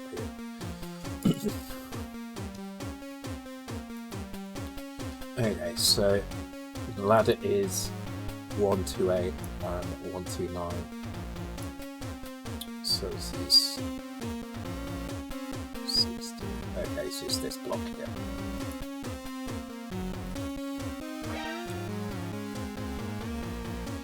Change start screen. Oh, so it's fine. I need to do this anyway, so.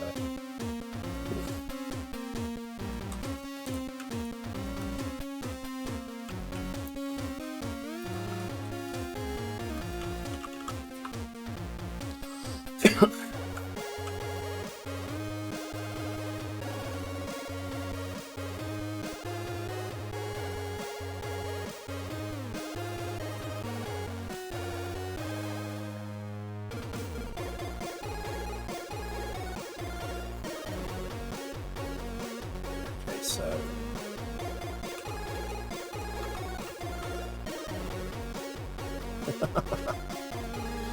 it's interesting. I don't know where it's putting me. I kind of want to know where it's putting me now, so I'm going to store that value somehow and take a look. So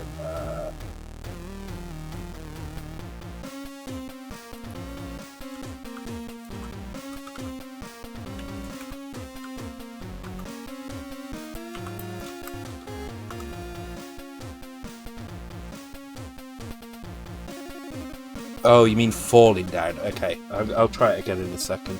It's kind of hard because it doesn't always happen, so I'll just do it on the way down. So, but I'm going to save that value anyway. So,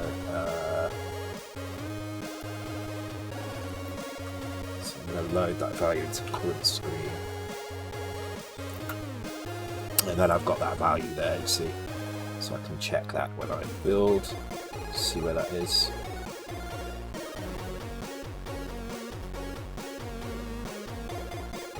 C815.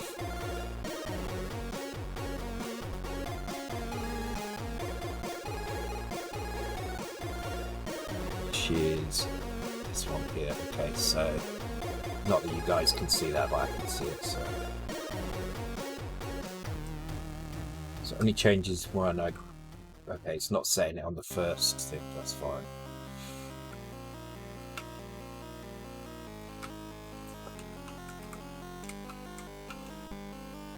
Oh.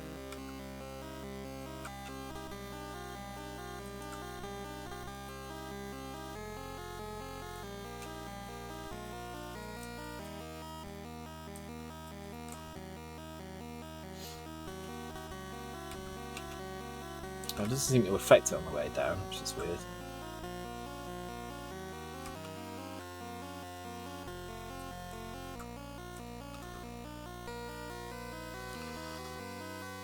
Were you always using VS Code? Something different? No, it's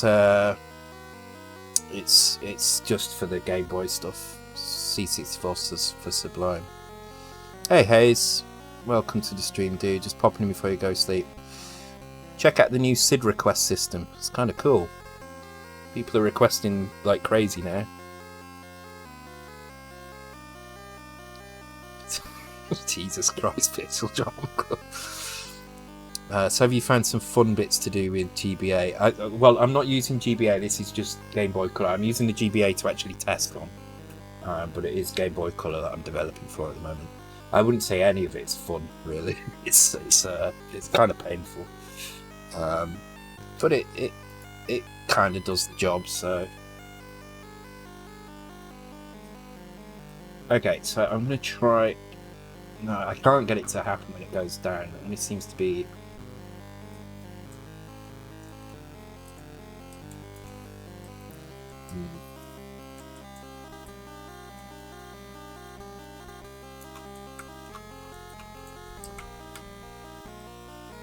Top of this screen. I can't get up there though now, that's the problem. The ladders don't work yet, so... I mean, I can drop off here, but I am going to appear in... Oh, no, right, okay. No.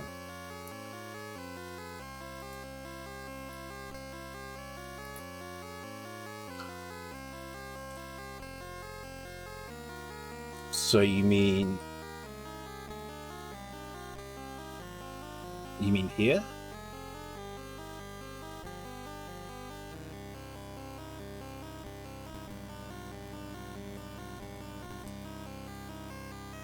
Yeah, that's what I've been trying. I couldn't get it to happen.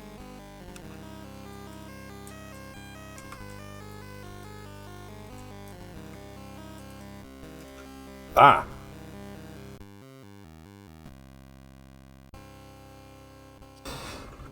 Okay, so it happens when I go from... I can do it here as well. So I can do it... It happens when I go from this mode to that mode. So if I change... Oops.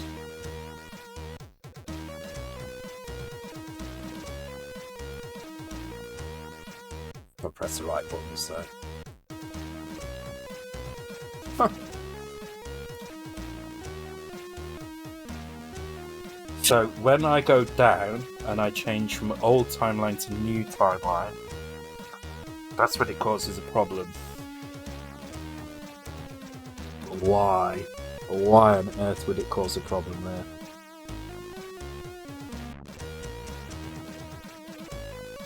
Because all it should be doing is drawing the next screen. But something about the transition happening prevents it from picking the right screen to go to. Because the char is blank. I think it's a timing issue as to where the raster is. But the thing is maybe I need to stop. Maybe I need to stop everything from happening while it's drawing the screen. Well, one way I can definitely fix this is by preventing you from going off screen until the transition is complete, which is easy enough to do. I can do that.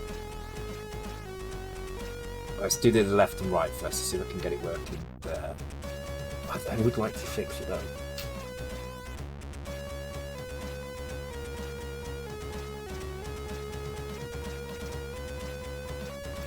Could I maybe transition? Okay, let's have a look at the transition. Maybe I just need to stop the transition at that point, so it's not doing anything.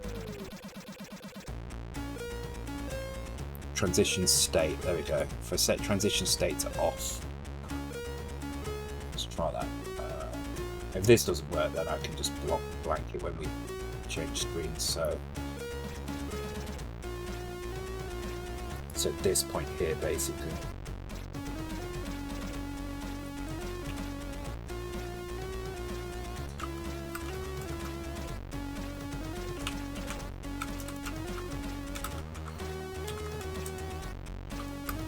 This is the Depeche Mode one, isn't it? This actually isn't that bad. I quite like this.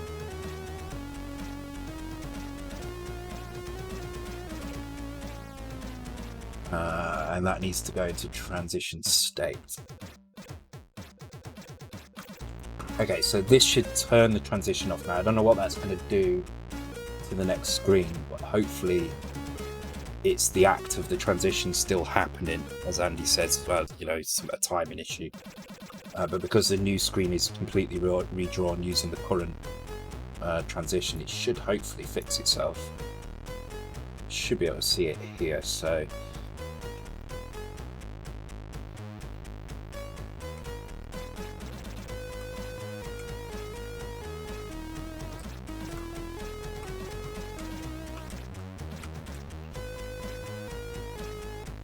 Well, okay. What? For some reason the transition stopped then.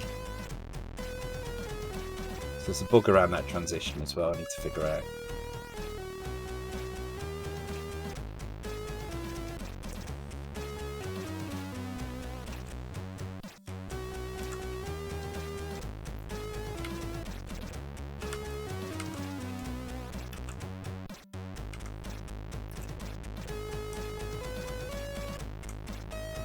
Well, it seems to have prevented the bug from happening, but it's doing some weird stuff with the transitions now. So it's possible. What is that about?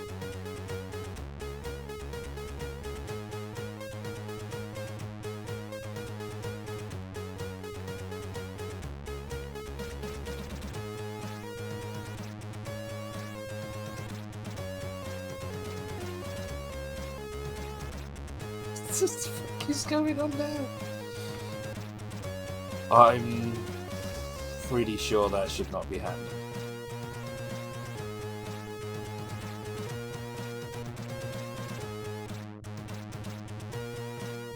Yeah.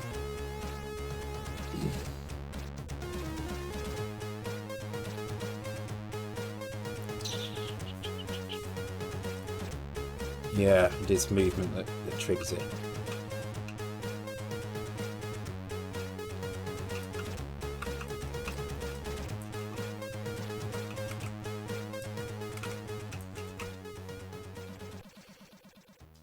Reset that flag. Yeah, maybe I need to reset more than just those. Oh, Dark Cosmos.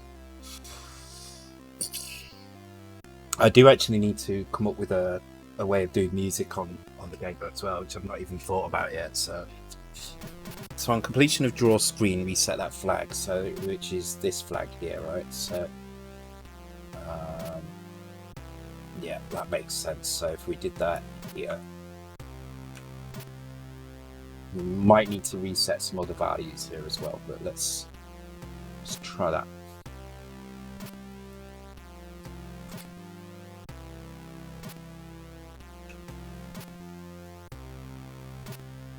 It does occasionally freeze though.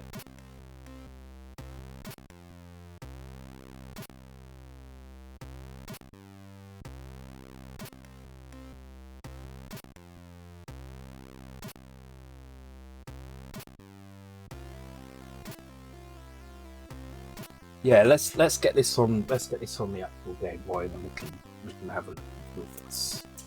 Just the emulator that's doing it. Because I wasn't seeing anywhere near the kind of problems I was seeing performance-wise on the real devices I see on here. So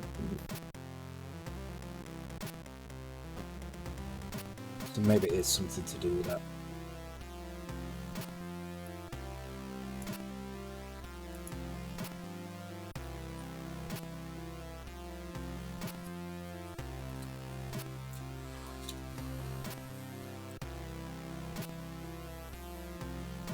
I'm still very proud of this tune.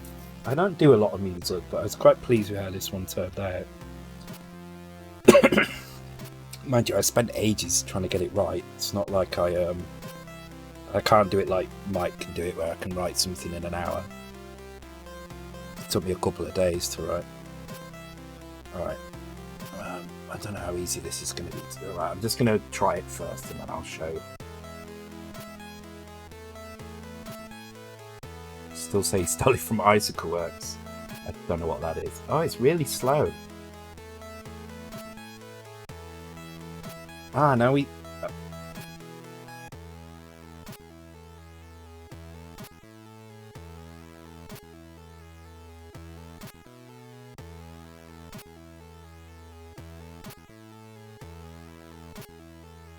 So yeah, it's running at like half the speed.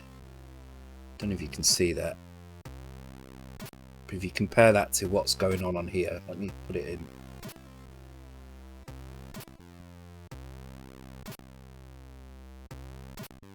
You can tell with the water. And especially if I jump as well, so do.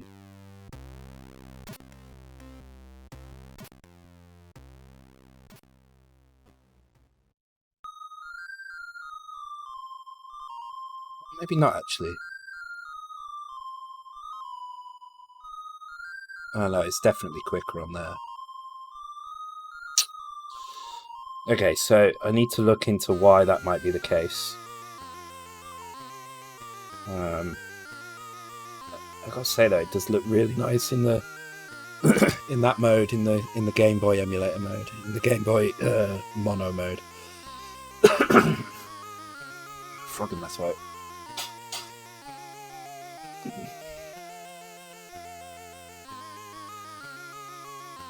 Yeah, that CPU change, maybe.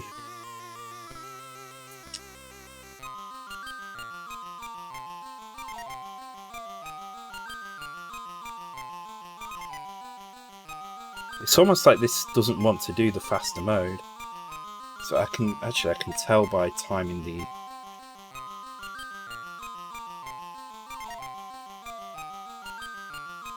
Yeah, look at the flash of the...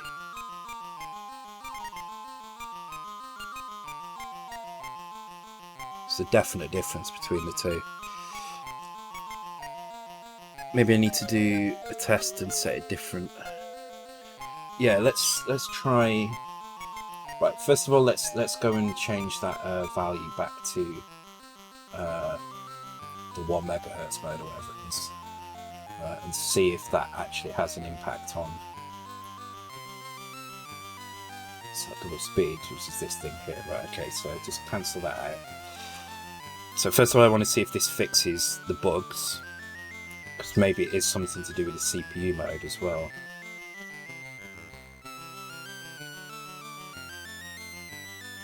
The problem is here we get these missing things because it's not quick enough. Well, actually, it doesn't seem... That's interesting. That's interesting because that's a good point. The walk speed is tied to the frame. So... Oh god, yeah, it definitely needs that extra mode.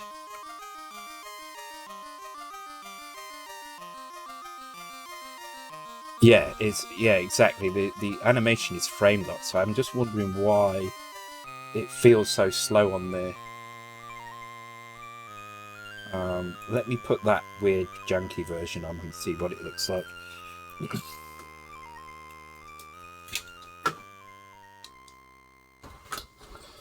This is the fun with learning a new system like this. I say new, it's not exactly a new system, is it? But it's new to me.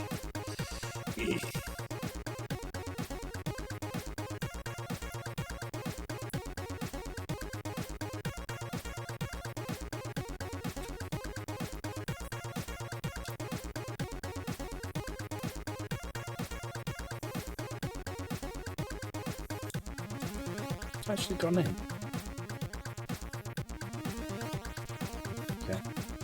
Oh, it's in. I like this tune. What's this? This is good. I don't know who requested this one, but good suggestion. Yeah, definitely need that voting system so we can put some tunes in. Are they power anticipant or are they all the same? They should all be the same, I believe. They're the Blackadder Basic. What? What?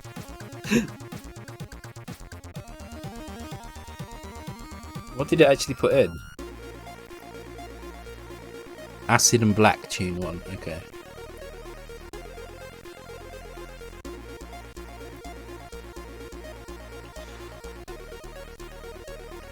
Yeah, the Palin NTSC thing is to do with the screen, so and the power supplies, so it shouldn't have any impact, but it's definitely slower. So I feel like the the frame times are wrong for some reason. Maybe I need to try this on the Game Boy player, but I think it's probably going to be the same on that as well. Is there another emulator I could try? Maybe there's another emulator.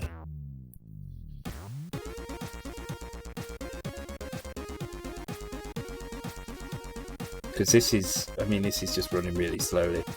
But interestingly, it's not glitching the same.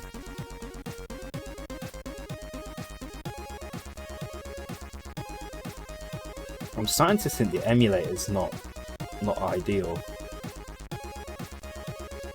Maybe we need to look at another emulator. So this is it running in 1 MHz. But you can see it's not glitching like it does on here. So if I started on, I really wish I could set a camera off this. If I do it on here, you can see the glitch. You can see the extra squares here where they're not changing colour. And that's because the horizontal blank isn't enough time to do the work. Whereas on here, so same screen, let's put it right up to the camera. Not getting those same glitches at all. Same code as well, so let's try a different emulator. Let's give that a try.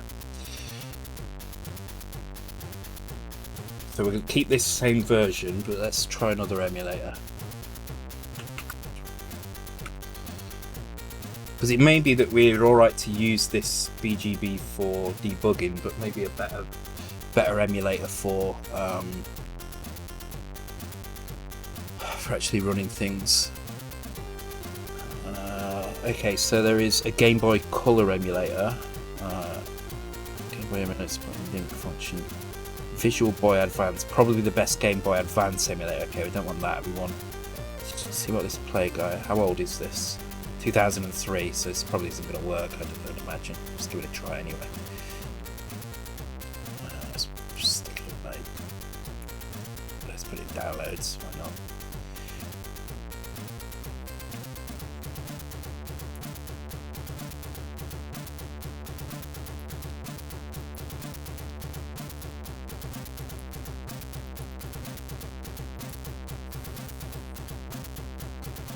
My guess. Whoa. Whoa. For a minute then I thought my computer had completely crashed. Okay. I'm not that confident this is going to work, but let's give it a try anyway. Projects. Oh, okay. I don't know what the buttons are for. It seems to be working. I don't know what the jump buttons are. There's that controller. M and N, of course. I mean, it doesn't seem any different there. But you can see as I do the transition, this is still running in the background. So these are happening in vertical blank, I believe, and that is happening in horizontal blank. And I think the emulators are just not very good at syncing the two together properly. Wow. Okay.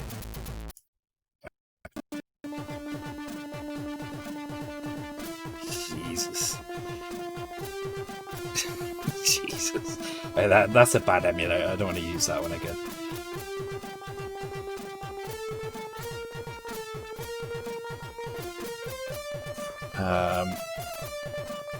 Let's have a look for most accurate.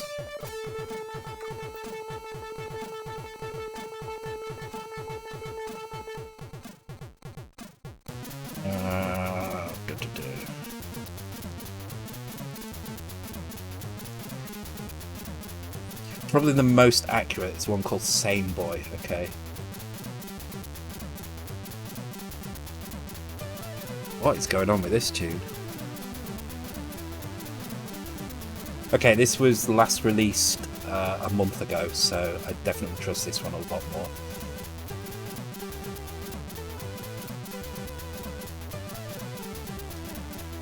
before anyone complains, no, I'm not paying for WinRAR. Oh yeah, it could be the screen. I wouldn't have thought so though.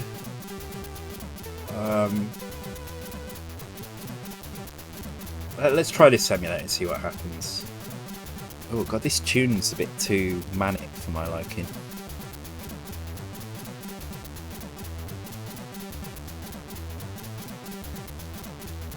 7 minutes of it. I'm gonna oh, okay. So if it had carried on like that, it would have got show folder. It would have got turned off, but it stops. That's fine. Okay, this has a debugger as well. Oh shit, is it Gameboy Color as well? Okay, that's good.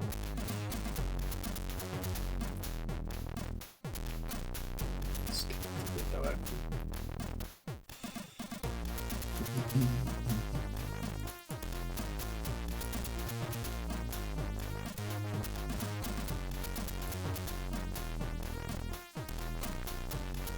Oh, the emulator attempted, yeah.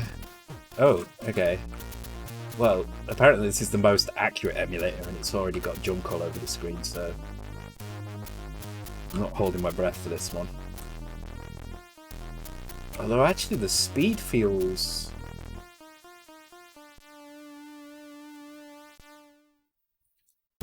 I mean, that's a sprite up there, so I don't know why that's there, but that's... Also, the palette looks a bit weird as well. Let's see... What's it going to do? How do I actually do anything on this?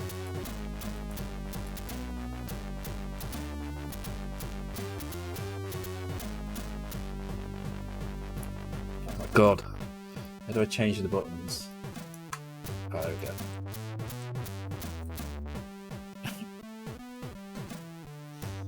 BizHawk, is that BizHawk, it's brand new. BizHawk, let's have a look. Yeah. Oop. I'm not seeing. Oh yeah. Provide speedrunning tools.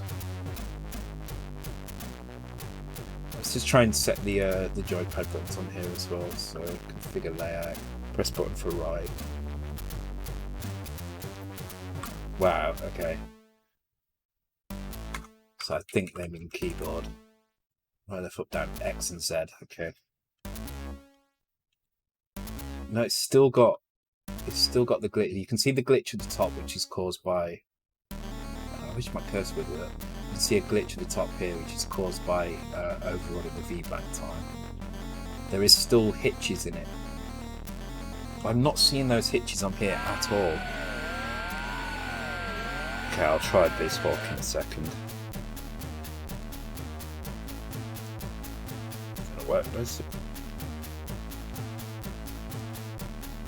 I might have to get a Gameboy Color just to try this out properly. I'm just wondering if the... Actually... Yeah, I think I'll get a Gameboy Color.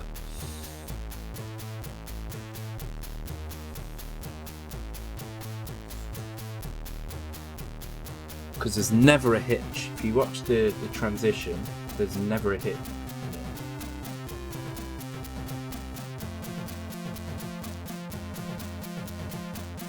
Makes me think that it's not the code, it's the emulator that can't handle that stuff, and actually it's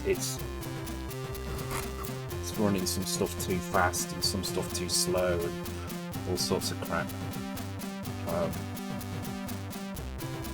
But it's getting the same problem where it's overshooting there. Alright, let's try BizHawk.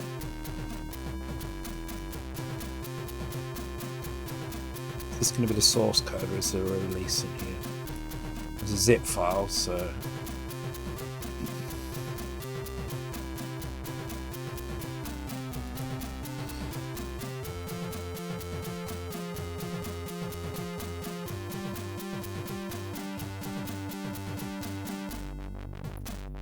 Where's it got notes?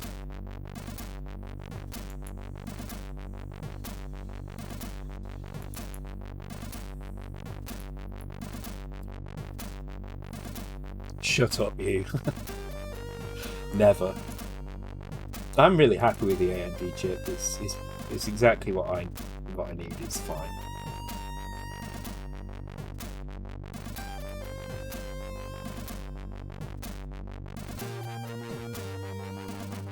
Holy shit, this does everything.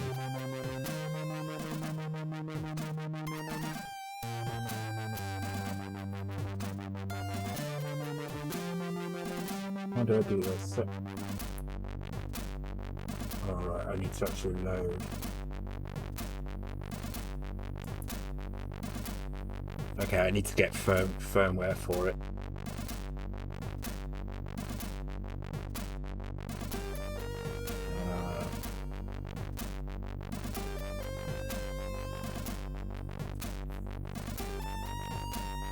I have no idea where to get them from. So look. If anyone can find the Gameboy Color firmware. No, it's how colour is spelt there as well. Make sure you spell it right when you search.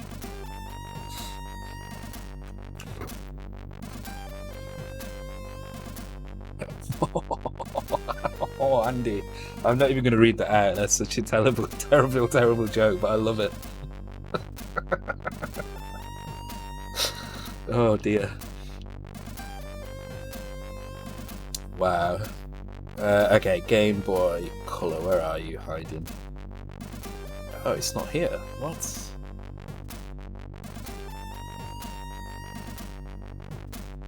Okay, it's not in that list. Complete firmware collection. Of course, it's some kind of dodgy torrent.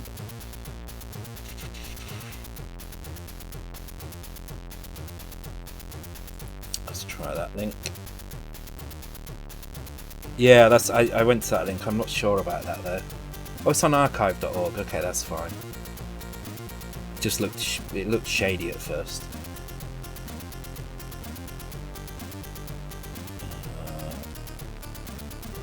There we go.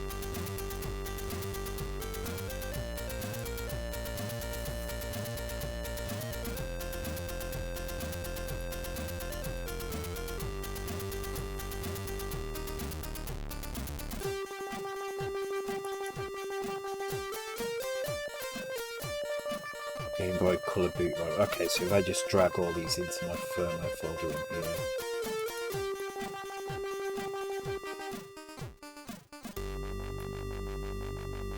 There we go. Right.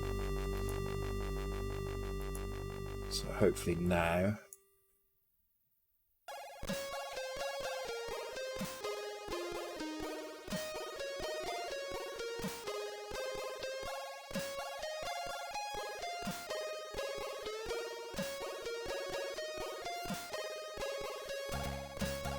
Yeah, you can't. Yeah, we need to make you.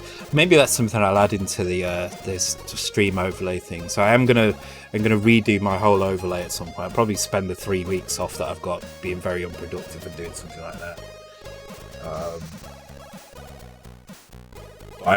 I'm maybe gonna add something like that. I really want to do a Fluebit stream. I've got really good kind of feeling about just doing like a crazy game jam. Where not like a normal game jam where everybody makes their own game. Like, I'm going to let everybody all use the same IDE. I'm going to get as many people as we can to all use the same IDE and see what the hell we come up with. I think it'd be crazy. Okay, this doesn't seem to be working.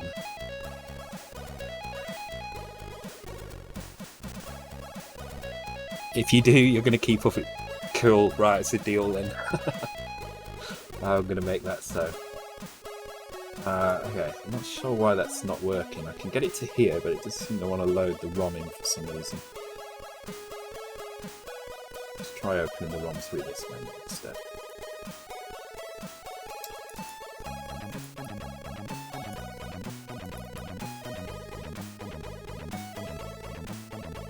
Oh, why is it in Game Boy? Maybe it's because it needs to be in Game Boy Color.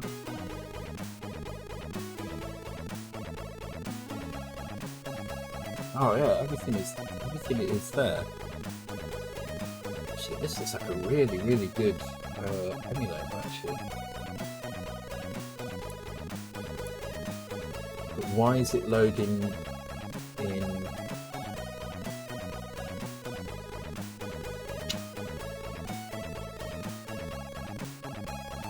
Oh god, yeah, I like this. Yeah, maybe 6 points. I really do like this version. Cool reboot maybe. Alright, let me try. I really didn't want to have to spend half the stream doing this, but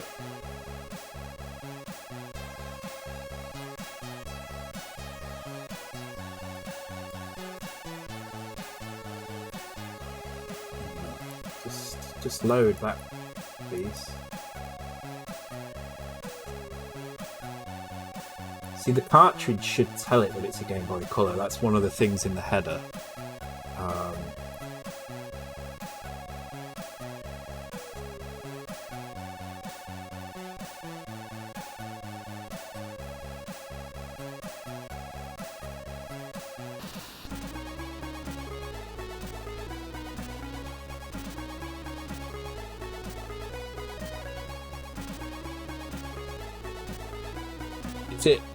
Is it because it's a... hang on, let me just... because it's got a Commodore emulator in it as well, so let's just try a Commodore game in here.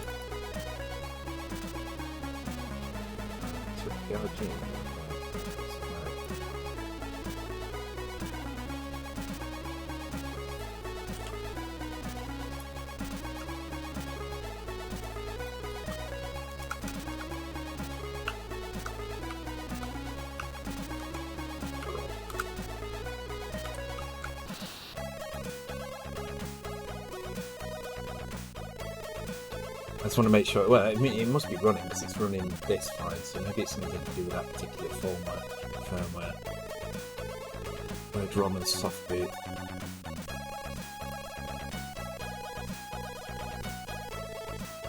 That's very productive.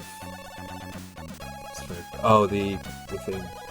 Yeah, but I mean, it doesn't really create games, which is what I want to do. This is taking forever. Shouldn't take that long. .codrons is small. Nice CRT file. Yeah, that works. Oh, okay.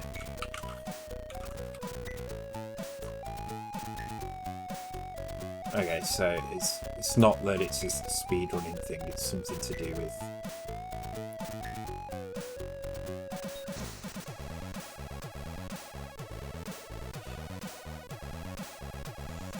I thought you meant not productive. Yeah, I mean,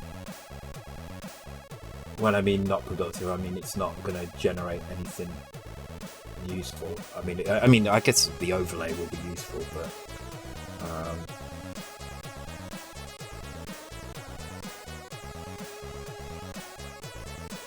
what's annoying is I can see the stuff from the Game Boy viewers. It's there, but it looks like it's using the wrong palettes and stuff.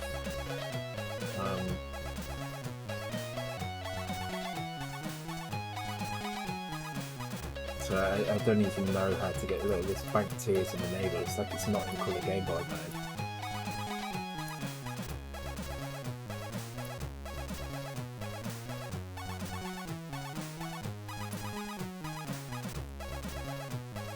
Do I need to maybe I need to rename it to GBC. Maybe it's just assuming it's a Game Boy ROM because it's .gb.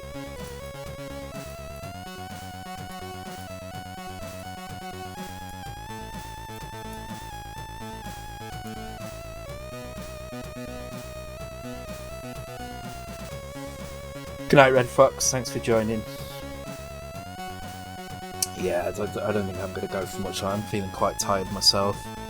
I was going to play some Last of Us 2 tonight. I'm just not feeling it at all. Just do extra on Thursday. Oh god, okay. I really like this emulator, but I don't like the fact it doesn't load freaking Game Boy Color games. Oh, damn it. Okay, tell you what I can do. I can try an actual Game Boy Color game, so...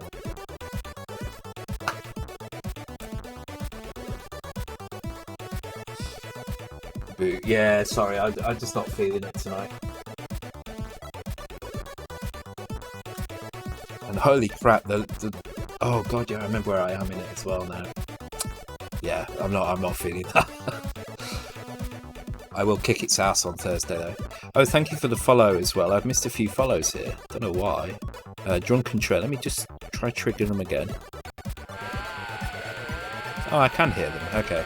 Thank you for the follow, Drunken Train, and thank you for the follow, Be the Sorcerer as well. Appreciated. Don't know why I didn't hear them. I've got no excuses.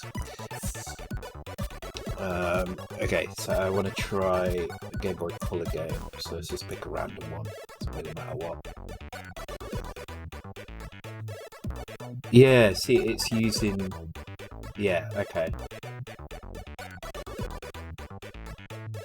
Okay, so I need to figure out how to switch it then.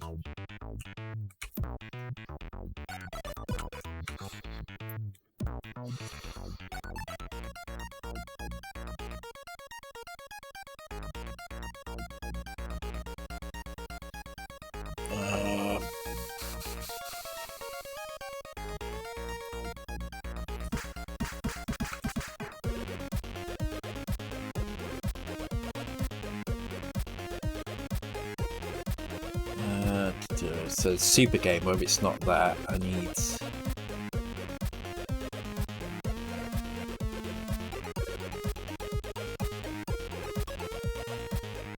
It doesn't say anything about how to switch in. If anyone can figure out how to do that, it'd be good. So this is the problem, is we're not getting it in Gameboy Color mode, we're getting it in... Oh! Oh!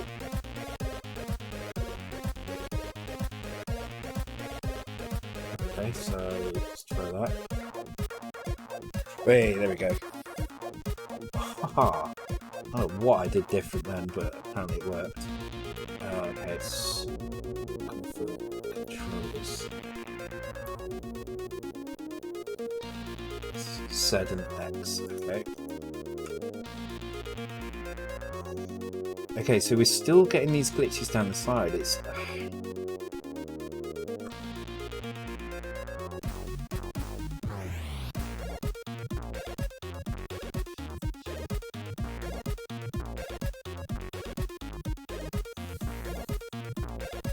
Still getting that issue.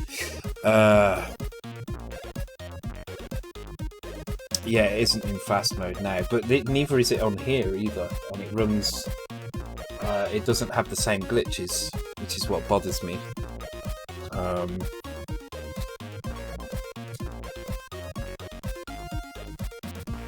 So the exact same ROM on here doesn't have those glitches.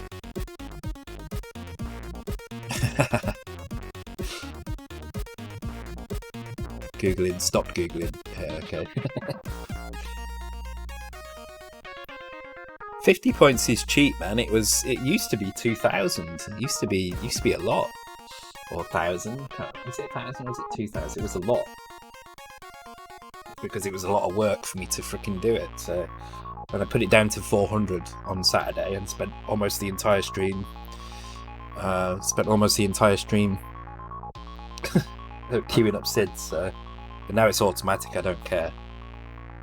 But I am going to raise it to 200, I think. I'm going to make it so you have to at least have been here for like half an hour or something to actually request a SID. Yeah, so... Okay, so this is kind of the next hurdle to figure out, is how do we get accurate emulation. Because if you look on here, which is the same issue, right? When I do this, some of these don't clear, and it's fairly consistent. I mean, it's most frames, most transitions are doing it, and there's jittering as well. When I do it on here,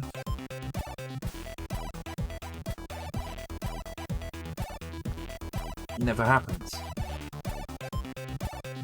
But I need to know what the difference is. Maybe it's emulating the battery going flat on. Well, that's why I thought it was running slow last time. But that's the other thing as well. So if you look at Doc and the speed of his jumps, his jump is frame locked, right?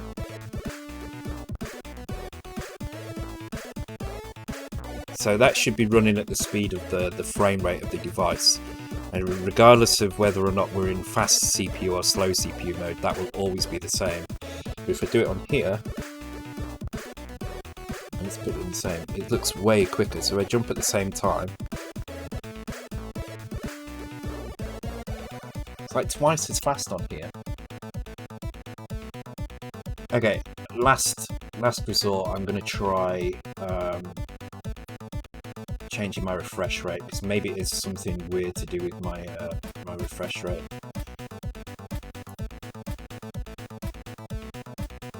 I'll not do it now, I have to do it in the video settings. Do I? Okay. Rick rolled on a Cydia. Boys, no way. Okay, so we're on 144, so let me change it down to 60, see if that has any.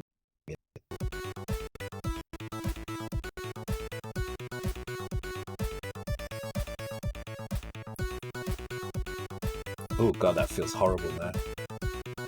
Wow, it's amazing how quickly you get used to that. Oh god, everything it feels awful. Oh, okay.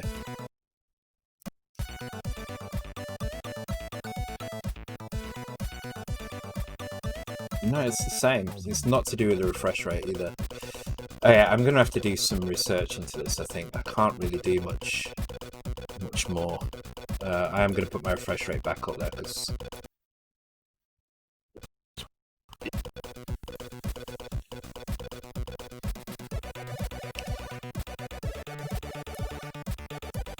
it's amazing how much you get used to that refresh. Oh, that's better. Wow.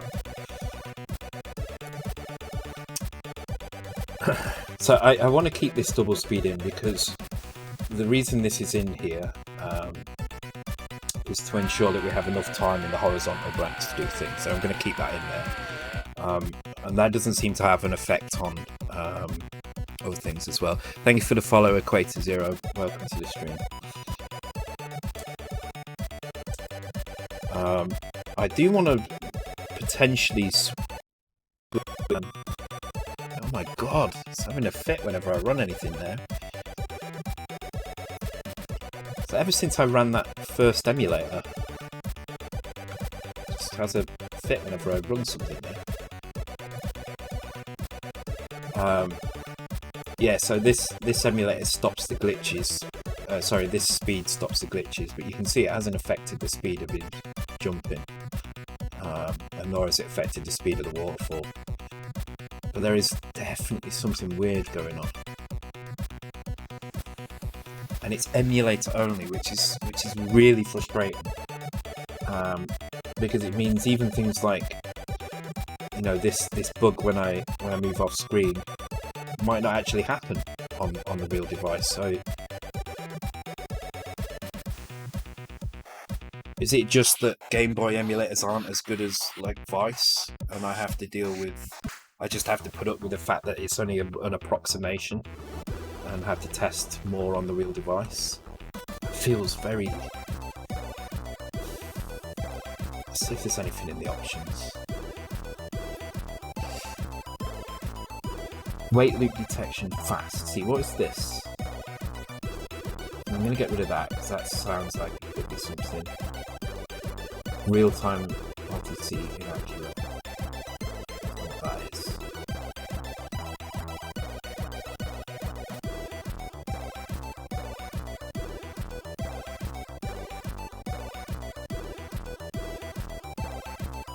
See, why are there lots of different versions of this?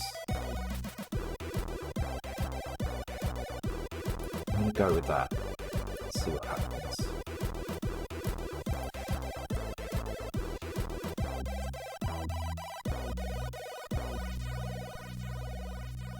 Wait a minute.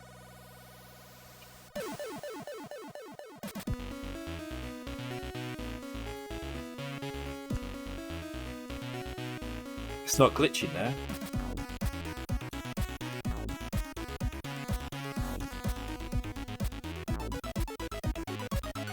Okay, so that appeared to be, and I'm not entirely sure if this is correct, but it appeared to be this setting here, this weight loop. I'm just going to put it back to Game Boy Color and try it again,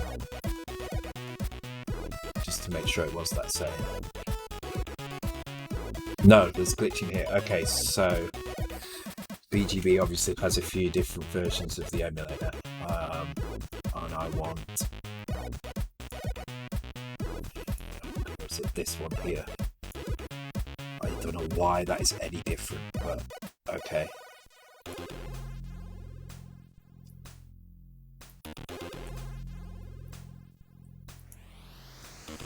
Oh no, it's still...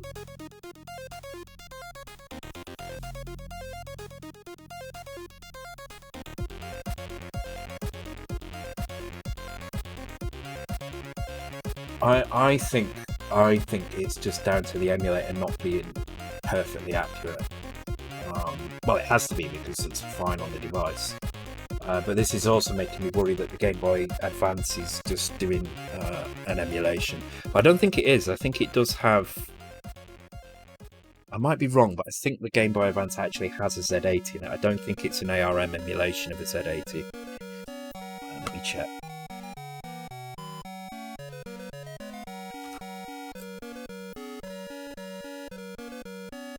Game Boy Advance. Okay, so Game Boy Advance...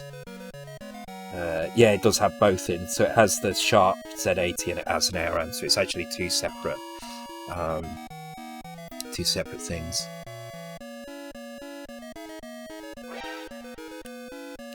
Yeah, I'm reading it now.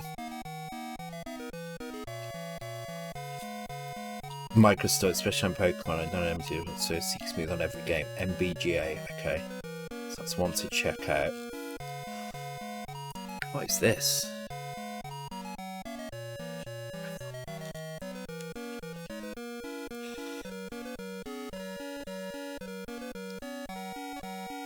Let's have a look, see if we can set any of these settings in here.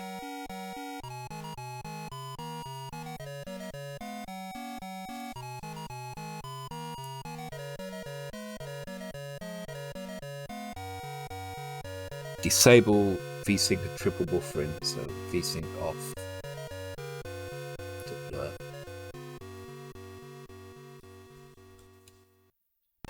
Okay. API sync game to audio. Enable sync game to audio. Well, we don't have any audio, so well.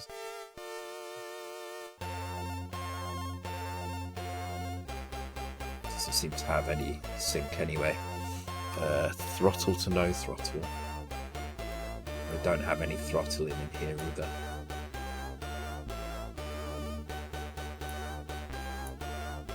Oh, are we doing anything on it? No, we're not doing anything on.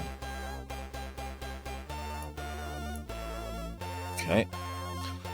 Frame skip, not using that. Turbo, okay. Well, there's a lot of stuff in there, but yeah, it sounds like it is just going to. So I think, and the problem is the stuttering seems to be on different threads. So it looks like they're running the H blank and the V blanks on separate threads, maybe. And the stuttering causes some desync between those. That's what it looks like, anyway. All right. Well, I'm not gonna do too much more now. I mean, it definitely seems better since I've made that change. It's still not perfect.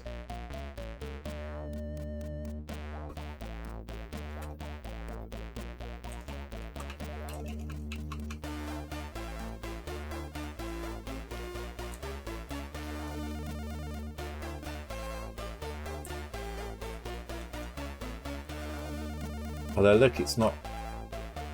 Yeah. Oh, God. Okay, so... What have we learned here? We've learned that we can't trust the emulator 100%. We have to do some testing on real device. And this does have the Z80 in it, or the weird Sharp version of the Z80, so...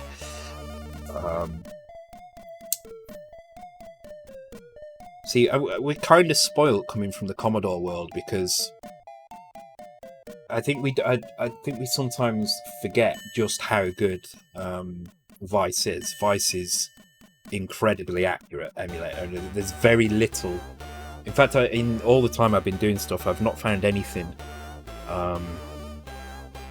significant. Sometimes you get some dots on the screen here and there, but I've not found anything kind of game breaking in the emulator. Whereas obviously Game Boy emulation isn't as good, so yeah. Okay, that's kind of interesting. Right, I'm gonna turn the SID requests off because it's near the end of the stream and I don't want to have too many in the list. I'm gonna go for a quick break. Actually, how the hell do I stop SID requests now? Oh, I do it there. Okay.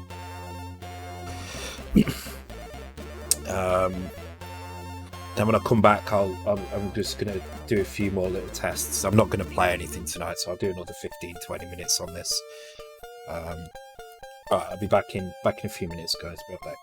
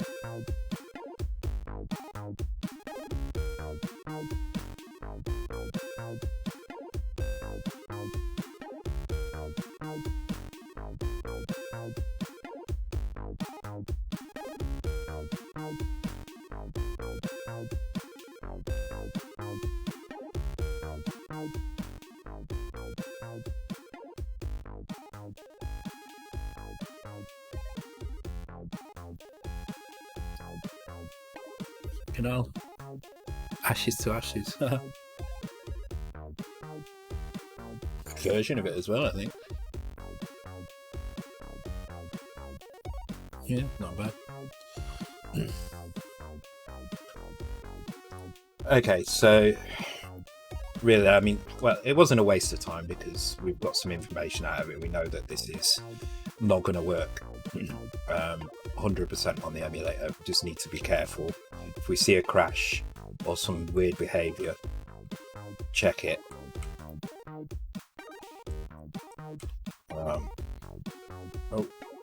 Okay, that's expected. So I think on the next stream I'll deal with probably the power bar, this bit at the bottom, just this here. So we'll deal with this filling up and going down whenever we walk over one of these. And we've got our first non-solid surface interaction. I'll try and get some time to draw some sprites, because we could do with the little stickman sprite when we go into this mode, because at the moment it just looks a bit weird. Actually, I'll tell you what I'm going to do now very quickly. I'm going to have a look at these keys. Okay, I've just drawn one key, so I need to draw some different tops for the keys. So I can do that here. Oops. I can't remember how to copy. Just see it apparently.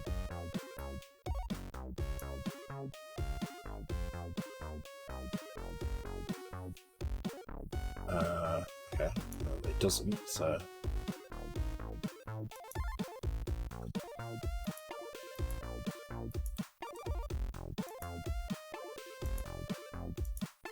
Okay, it's fine, I can change it here, so.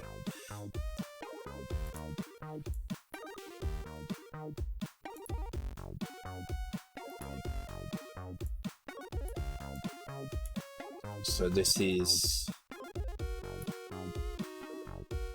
basically we need to draw a different key shape here.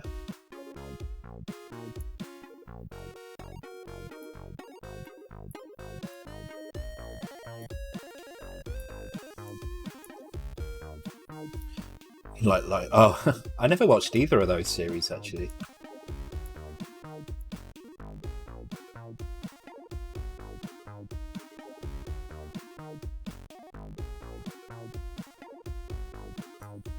Right, so we need to differentiate the keys somehow. So we can either make the key top itself a different shape, or we can probably just do something with the internals of the key to make it look triangular maybe.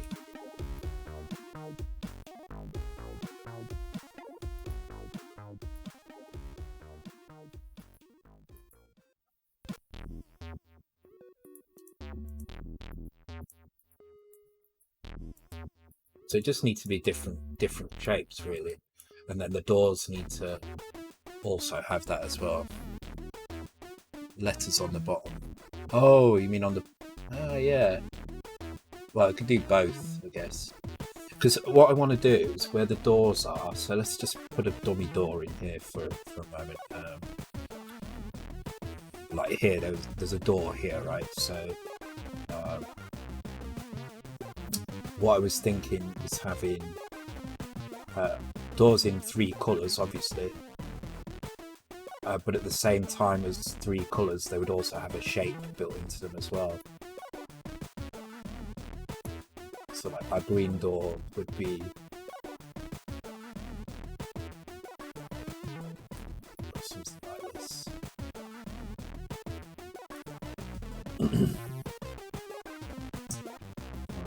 Then here,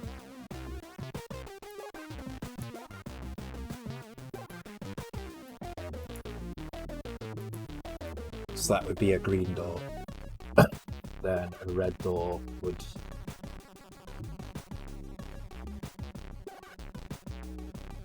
So you can still distinguish them.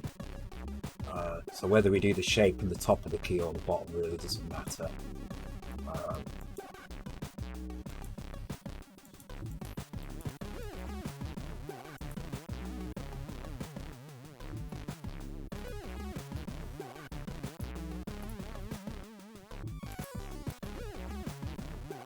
What's behind the key? What's that from? That rings a bell for some reason. I don't know why. I don't know what weird part of my what's behind the green door. I can't remember what the hell that is. Some distant part of my memory is screaming at me right now, saying, "Come on, remember what it is." Unfortunately, I do not remember.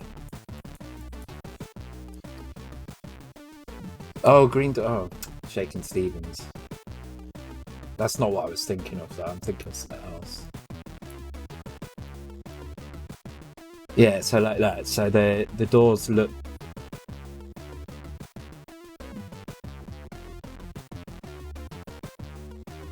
No, they match the keys then. I kind of like that. I think that looks alright.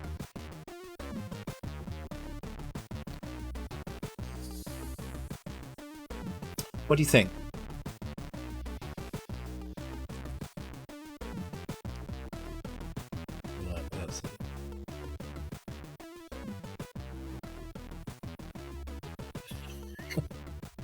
Oh dear. Is Shaking Stevens not in the SID list? There's got to, I bet Green Door's in that list somewhere, you know. Yeah, I think we'll go with that actually. I kind of like that style. I think that looks kind of nice. And I'm gonna be really cheap with this door animation. So basically, if you hit a door, all it's gonna do is slowly, basically, cancel out these like this. Basically, it's just gonna do that, but one char at a time. So it won't be a very smooth animation. Or maybe I can do it. I don't know. I need to have a think about how to do it. Oh yeah, maybe Austin is coming up. That's not a bad idea, actually. Yeah. Actually, yeah. The next couple of SIDs could quite easily move across the bottom there. But I definitely want to find a way to do the queue as well. I'm thinking down in the bottom, down there in the edit panels, in the Twitch panels, I'll do something in there.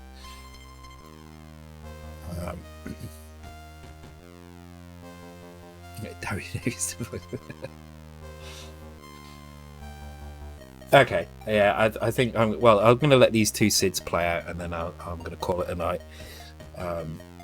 I think that kind of looks all right though. I think as a door graphic, it's kind of quite nice, and you can even shade them a little bit as well. So, oh no, you can't actually, because green, blue, red. There isn't really a good shade. Everything's going to be brown on one side. But let's try it. If I just put brown down one side. Dither it.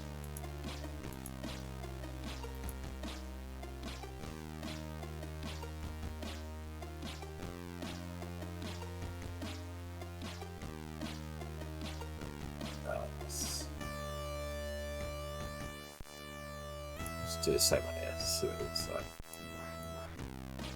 Oops.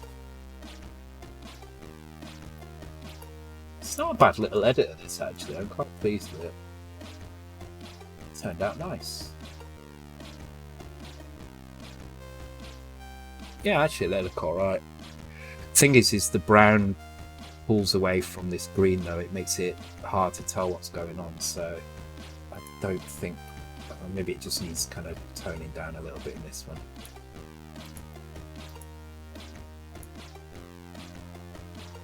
Yeah, no, it doesn't work on the green at all. Kind of works on the red, but not on the green, unfortunately. I don't think it's the colour either. I think it's just the shape. It's in there. No, this buggy door nonsense. Yeah, so what I'm going to do is I'm going to make these full collisions, so you can't go through them. The reason why it was buggy before is because I was using hardware collision to try and save a bit of memory, and I really shouldn't have done. I think I could have probably squeezed it in a little bit. Because believe it or not, I got to the point towards the end of doc where I was doing this. I was going through the map, finding kind of like non-repetitive patterns and making them repetitive so that it would compress better. So I was taking some of the variation out to help it compress. So I could have just done a little bit more of that, I reckon, and got away with less repetitiveness, but better collisions. I think I prefer that one. Yeah, that's fine. That'll do.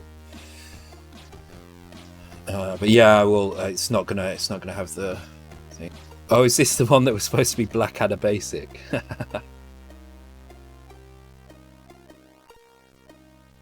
Oh, did they do? Oh, okay. Let's see what's on the list. See. I think it's been pretty successful, the Sid play. I'm quite pleased with that. So we've got Hawkeye and Boing, whatever that is.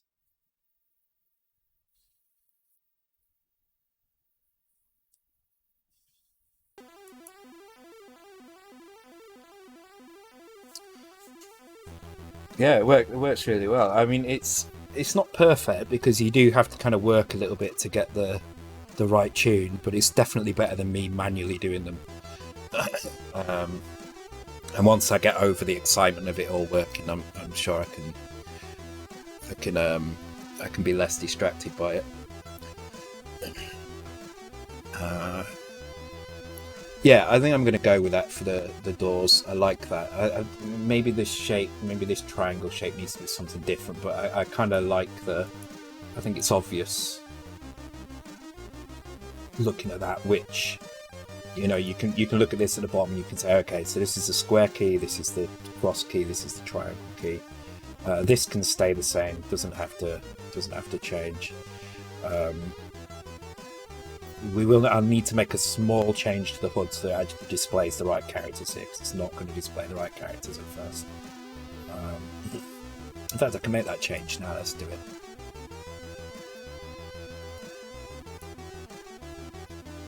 Now, what don't I trust in here? Okay, so just going to export it there, and then I'm going to copy the things over that I think I need. It's all committed anyway, so I can. So I think palettes I need to leave. I just think I need those files, I think, from in here.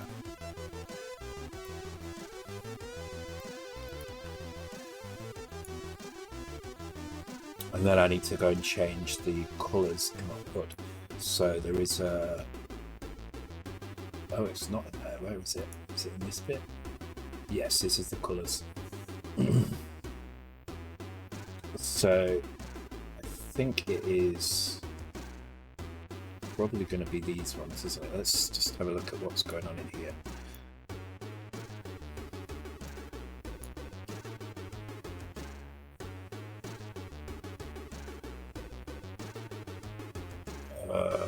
Okay, can't actually tell. Let's look in the V1 viewer.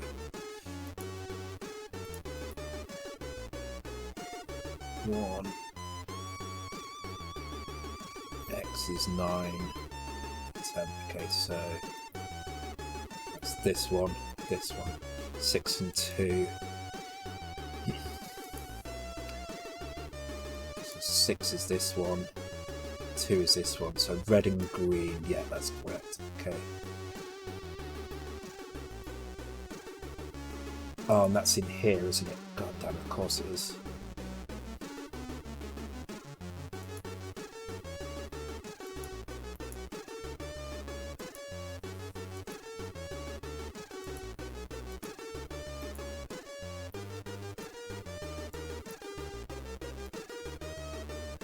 Some 2 rows, there we go. So these are the keys here, 3D, 3C. I really need to make something to edit this as well, because this isn't very practical either.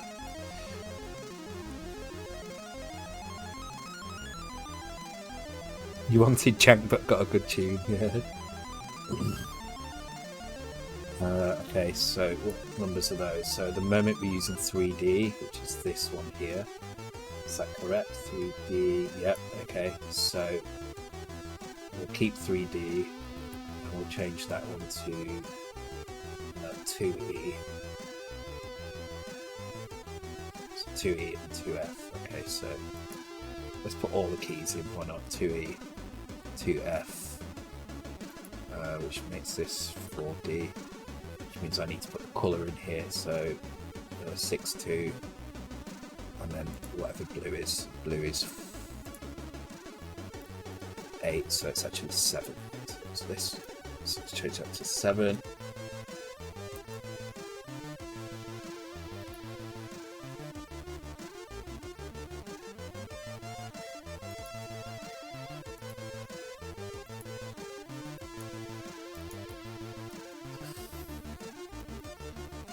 Yeah, that looks all right. I think. I think you can still tell that they're keys, but they match the doors now.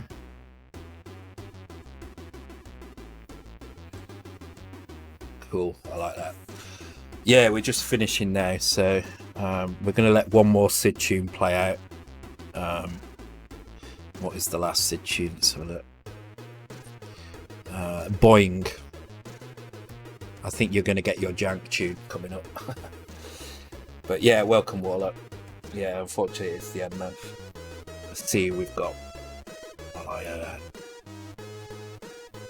need to refresh my page because I do remember that the raids are really out of date for some reason. Chiz is still on. Is he? He is still playing as well, so...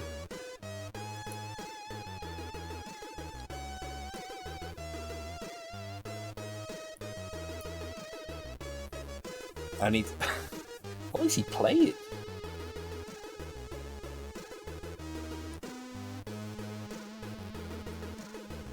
I have no idea what he's playing, but it looks really weird. It's like some Chinese plate spinner or something.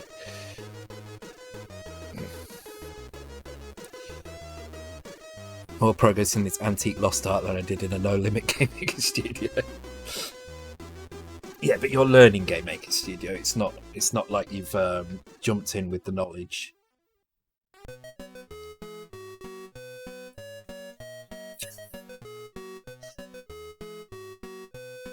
What is this? Like, did you know this tune, or did you just want jank?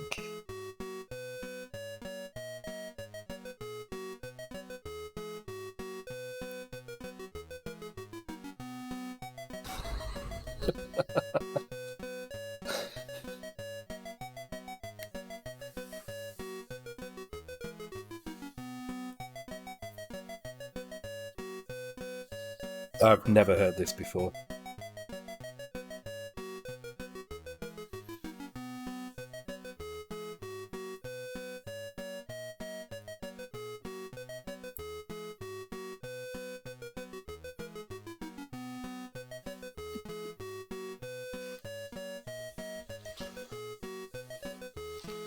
Alright, let's set the raid up for Chiz then.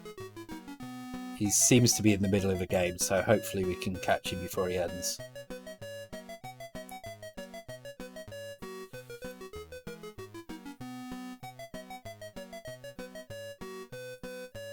This is what's playing in your head when you do JavaScript.